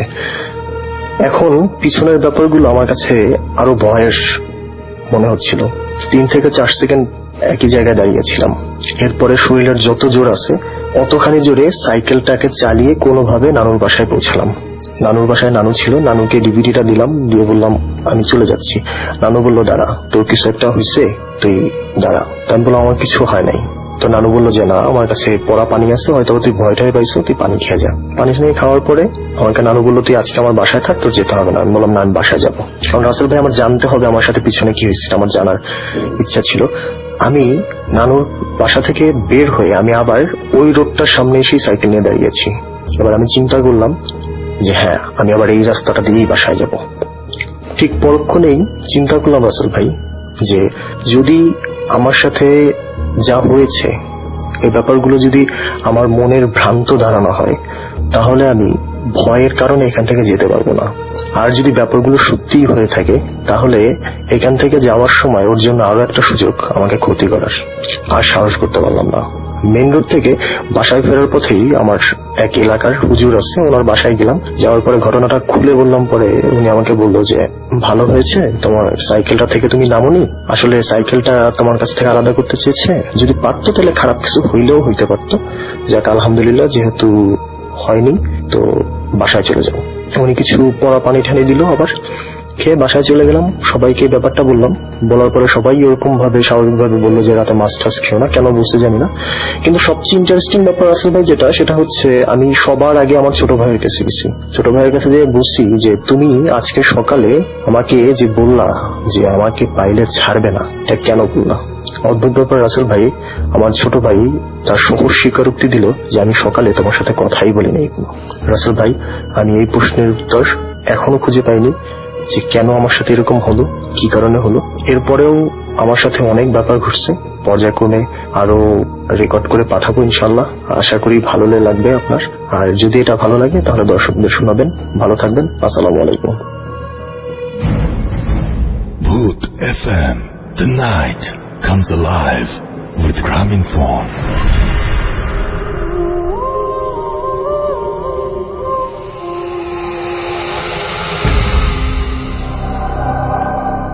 Yes, the night comes alive with Graminphone. শুনছেন সবসময় রেডিও ফুর্তি এডিট এফএম। আমি রাসেল আছি সাথে, আমার সাথে হচ্ছে মাসুম ভাই এবং আজকের অতিথিরা। আপনাদের সবাইকে আরো একবার স্বাগত জানাচ্ছি ভূত এফএম। যদি আমাদেরকে আপনি চান যে আপনি ইমেইল করে ঘটনা পাঠাবেন, তাহলে আমাদের ইমেইল অ্যাড্রেস হচ্ছে bhootfm@radiofurti.fm, which is bhwtfm@radiofo.fm। আপনার নাম, ঠিকানা এবং ফোন নাম্বার সহ আপনার জীবনে ঘটে যাওয়া বা আপনার জানা সেরা ঘটনা লিখে পাঠিয়ে দিন আমাদের কাছে। ঘটনার শুরুতে অবশ্যই উল্লেখ করুন যে ঘটনাটা আপনি স্টুডিওতে এসে শেয়ার করতে চান, নাকি আপনি চান আপনার ঘটনা পড়ে শোনাই।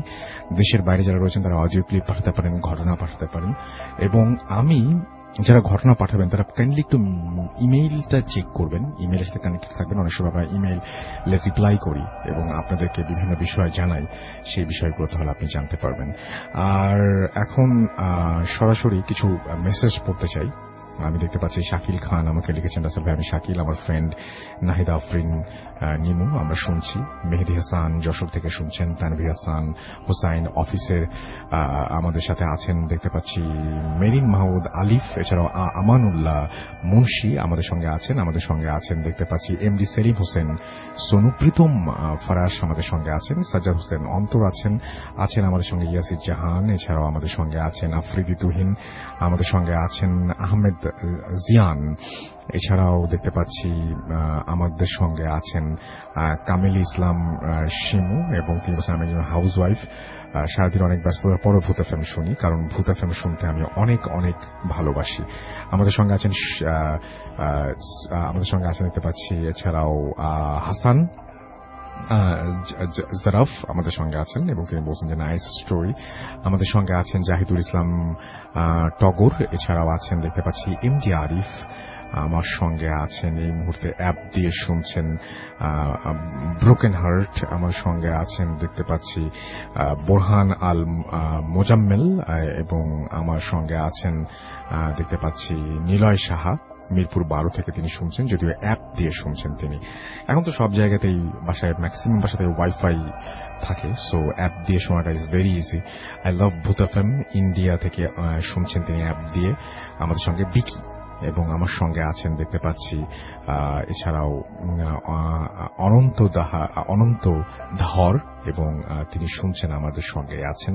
আমার সঙ্গে আছেন এছাড়াও দেখতে পাচ্ছি নীরব আহমেদ, এবং আমার সঙ্গে আছেন দেখতে পাচ্ছি আলামিন বিডি, তিনি বলছেন যে একা রাস্তায় গাড়ি চালাচ্ছি আর ভূত এফএম শুনছি। মোহনপুরের মন মাঝি আমার সঙ্গে আছেন, ভূত এফএম পেজে লিখেছেন। আমার সঙ্গে আছেন দেখতে পাচ্ছি মোহাম্মদ আলী, এছাড়াও আছেন দেখতে পাচ্ছি নীল, টাঙ্গাইল থেকে শুনছেন। প্রিন্স আমার সঙ্গে আছেন ধূসর বালি, ভূত এফএম অনেকদিন শোনেন না, এখন শুনছেন। আমার সঙ্গে আছেন দেখতে পাচ্ছি জাং ইউনবি, এবং ফার্স্ট টাইম তিনি ভূত এফএম শুনছেন, এবং কারণ তিনি এই মুহূর্তে বাংলাদেশে আছেন, এবং তিনি বলছেন যে তিনি যদি ভূত এফএমে তিনি বলছেন যে তিনি যখন থাকেন, যে দেশে থাকেন সেই দেশে ভূত এফএম ভোর 5টায় শুরু হয়। আমার কিন্তু অ্যাপ দিয়ে কিন্তু আপনি যেখানে থাকেন না কেন শুনতে পাবেন।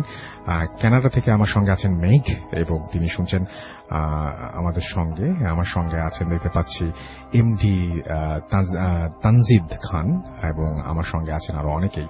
এখন একটা ইমেইলে যাব এবং সেই ইমেলটার পরে আবারও ফিরে আসবো আপনাদের কাছে। ইমেলটা পড়ছি, ঠিক যেভাবে লিখেছেন সেভাবেই পড়ছি।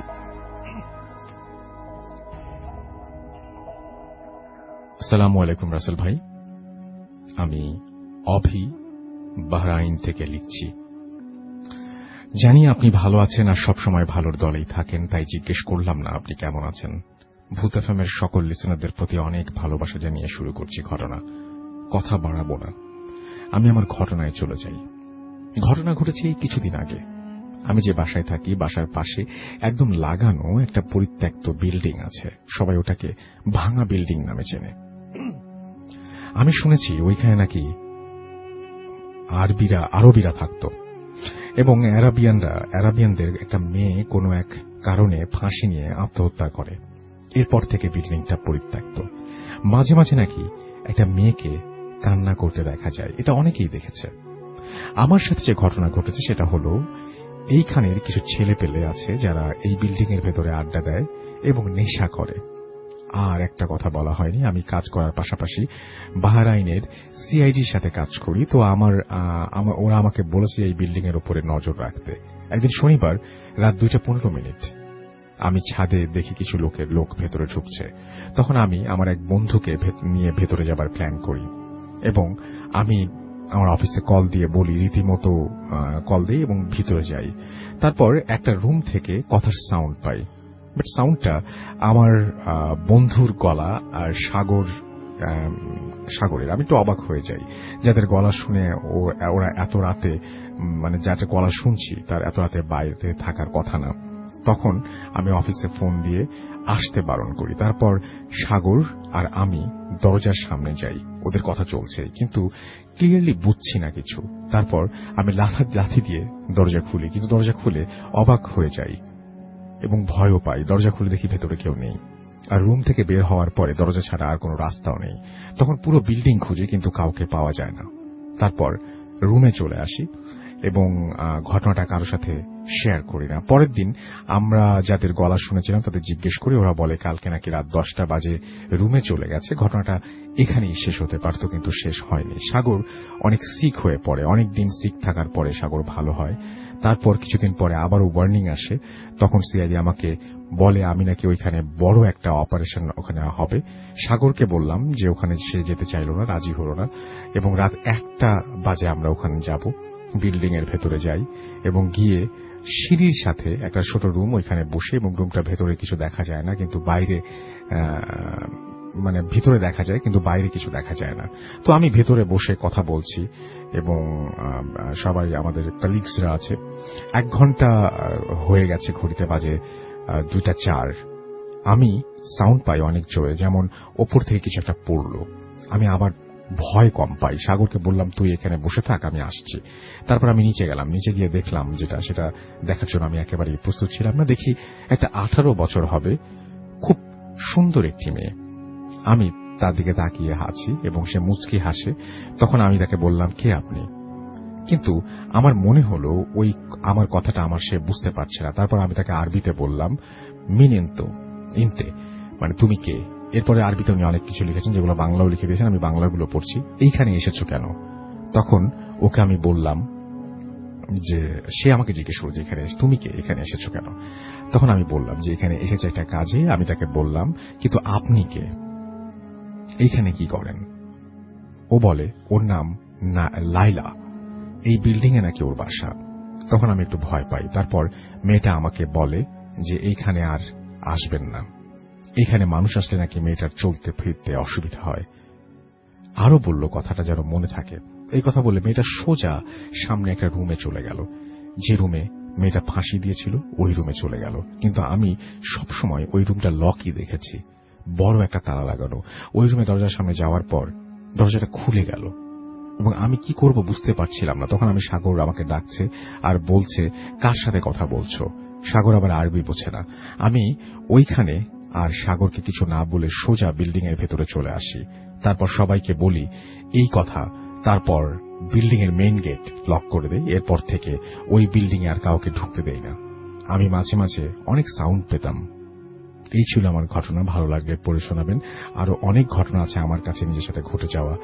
ভালো থাকবেন এবং ভালোবাসা রইল আপনাদের প্রতি। কাউসার মাহমুদ অভি লিখেছেন বাহরাইন থেকে। Thank you so much. আপনার ঘটনার জন্য আপনাকে অনেক অনেক অনেক অনেক ধন্যবাদ এবং আশা করছি যারা শুনছেন তাদের কাছেও ঘটনাটা কিছুটা হলেও ভালো লেগেছে। এবং এই অন দ্যাট নোট আমি একটা ছোট্ট বিরতিতে যেতে চাই এবং বিরতির পরে আবারও ফিরে আসবো কোনো ঘটনা নেই, আপনাদের ফেসবুকে কিছু কমেন্ট নিয়ে। সেই পর্যন্ত আমার সঙ্গেই থাকবেন। স্টে টিউনড রেডিও ফুর্তি, 88 FM and do ফুর্তি। Bhoot FM. The night comes alive with Graminphone.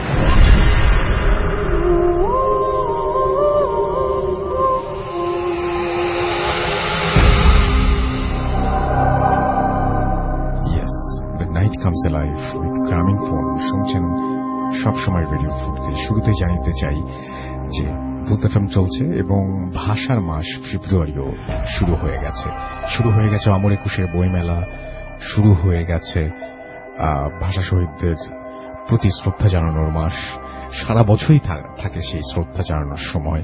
তবু ভাষা দিবস আসলেই মনের কোণে কোথায় যেন একটা নাড়া দিয়ে ওঠে এবং ভাই হারানোর বেদনায় আমরা যেমন কাতর হই, ঠিক সেইভাবে গর্বিত হই যে আমাদের সেই 21শে ফেব্রুয়ারির কারণেই আজ দিনটি আন্তর্জাতিক মাতৃভাষা দিবস। সকল ভাষা শহীদদের প্রতি ফেব্রুয়ারির প্রথম এপিসোডেই অনেক অনেক বিনম্র শ্রদ্ধা। যাই হোক, আমি চলে যাব এখন ঘটনায় এবং ঘটনায় না, আমাদের যে কমেন্টগুলো আছে সেই কমেন্টে। তবে তার আগে জানিয়ে দিই, আমাদের যদি আপনি ইমেইল করতে চান, আমাদের ইমেইল অ্যাড্রেস হচ্ছে bhootfm@radiofurti.fm, which is bhwtfm@radiofurt.fm। তার নাম, ঠিকানা এবং ফোন নাম্বার সহ আপনার জীবনে ঘটে যাওয়া বা আপনার জানা সেরা ঘটনা লিখে পাঠিয়ে দিন আমাদের কাছে। ঘটনার শুরুতে অবশ্যই উল্লেখ করুন যে ঘটনাটি আপনি স্টুডিওতে এসে শেয়ার করতে চান নাকি আপনি চান আপনার ঘটনা পড়ে শোনাই। যারা দেশের বাইরে রয়েছেন তারা সরাসরি অডিও ক্লিপ পাঠাতে পারেন বা ঘটনাও লিখে পাঠাতে পারেন আমার কাছে। প্রিন্স কাসপিয়ান আমার সাথে আছেন ফারাবি ইমরান, এমডি রিপন আমার সঙ্গে আছেন, আমার সঙ্গে আছেন SR তামিম তুষার, আমার সঙ্গে আছেন সুজাউল ইসলাম, জসন টেইলর, নাবিল সম্রাট, আমার সঙ্গে আছেন শুভ খান, এছাড়া এবং গাইবান্ধা থেকে তিনি শুনছেন। আমার সঙ্গে আছেন দেখতে পাচ্ছি ইব্রাহিম হোসেন, এছাড়াও আমার সঙ্গে আছেন দেখতে পাচ্ছি এবং আমার সঙ্গে মেঘ জানতে চাইছেন যে তিনি কিভাবে স্টোরি পাঠাতে পারেন। আমি একটু আগেই বললাম ইমেল করতে হবে কিভাবে, ভূতফম BHWTFM@radioFORTI.FM। এখানেই আপনার নাম, ঠিকানা এবং ফোন নম্বর সহ আপনার জীবনে ঘটে যাওয়া ঘটনা লিখে পাঠিয়ে দিন। এছাড়াও দেখতে পাচ্ছি UAE থেকে শুনছেন রাসেল খান, অ্যাপ দিয়ে শুনছেন তিনি। কুয়েত থেকে শুনছেন অ্যাপ দিয়ে এমডি মাসুদ রানা। আমার সঙ্গে আছেন দেখতে পাচ্ছি ভোলা থেকে রিপন, আমার সঙ্গে আছেন হৃদয়, আমার সঙ্গে আছেন ইসরাত জাহান তরিন, এছাড়াও আছেন দেখতে পাচ্ছি আমার সঙ্গে এমডি নাহিদ আছেন, দেখতে পাচ্ছি আমার সঙ্গে KM গিয়াসউদ্দিন, এছাড়াও জামিউল আরাফাত আছেন আমার সঙ্গে আছেন দেখতে পাচ্ছি আমার সঙ্গে আরো অনেকেই এই মুহূর্তে আছেন। এছাড়াও দেখতে পাচ্ছি আমার সঙ্গে রেডিও ফুর্তি যে পেজটা সেখানে আছেন, ইমেলটা জোস ছিল, লিখেছেন নাবিল সম্রাট। শাহিন আলম লিটন আমার সঙ্গে আছেন, তিনি এবং তার রুমমেট সারোয়ার তারা একসঙ্গে শুনছেন। শাহরিয়ার সৌমিক আমার সঙ্গে আছেন এবং তিনি বলছেন যে ইমেলটা ভালোই ছিল। আমার সঙ্গে আছেন দেখতে পাচ্ছি কুয়েত থেকে নওশাদ শাকের এবং তিনি সরাসরি শুনছেন আমাকে এই মুহূর্তে। এছাড়াও দেখতে পাচ্ছি স্বপ্নীল প্রজাপতি লিখেছেন রাজশাহী থেকে, যে ঘটনাগুলো একা শুনতে ভালো লাগছে। এছাড়াও রায়হান কবির চিটাগং থেকে আছেন আমার সঙ্গে। এমডি আল আমিন আমার সঙ্গে আছেন, ইমেলটা অনেক সুন্দর আর ভয়ঙ্কর, সাইকেলের ঘটনাটা অনেক সুন্দর, টাঙ্গাইলের মধুপুর থেকে তিনি শুনছেন। আমার সঙ্গে আছেন দেখতে পাচ্ছি সাদিয়া সুচি, এছাড়াও আমার সঙ্গে আছেন দেখতে পাচ্ছি এমডি আহমেদ, এছাড়াও আছেন আমার সঙ্গে দেখতে পাচ্ছি এমডি মাসুম রানা, আছেন আমার সঙ্গে রাফিউল রাফি এবং কক্সবাজার থেকে তিনি বলছেন। আমার সঙ্গে আছেন জয়নাল জয় সহ আরো অনেকে। তো যাই হোক, এতক্ষণ পর্যন্ত আপনাদের ইমেইল পড়লাম, বেশ কিছু ঘটনা শোনালাম, জানি না কেমন লাগলো, অনেকে বলেছেন ভালো, এবং আশা করছি যে আগামী সপ্তাহেও দারুণ কিছু ঘটনা নিয়ে আবারও আপনাদের কাছে ফিরে আসতে পারবো। আরো একবার মনে করে দিয়ে আমাদের অ্যাড্রেসটা হচ্ছে ভূতফম@radio.fm। এখানে আপনি চাইলে আপনার ঘটনা পাঠাতে পারেন। এবং আমি আরো একবার বলি যে আমরা একটা এপিসোড করতে যাচ্ছি, যে এপিসোডটি পুরোটাই আপনাদের ইমেল এবং অডিও ক্লিপ নিয়ে হবে। সুতরাং যদি সেখানে আপনি পার্টিসিপেট করতে চান তাহলে এই সপ্তাহের মধ্যেই আমি চাইবো যে আপনার ঘটনা আপনি লিখে পাঠিয়ে দিবেন। এবং অবশ্যই ঘটনা পাঠানোর পরে আবারও ইমেল চেক করবেন, মানে that is very much important. আমরা এখন আজকের মতো এখানে শেষ করতে চাই। কথা হবে আবারও আগামী শুক্রবার। সেই পর্যন্ত সবাই ভালো থাকবেন, সুস্থ থাকবেন, মোস্ট ইম্পর্টেন্টলি ফুর্তিতে থাকবেন। টাটা।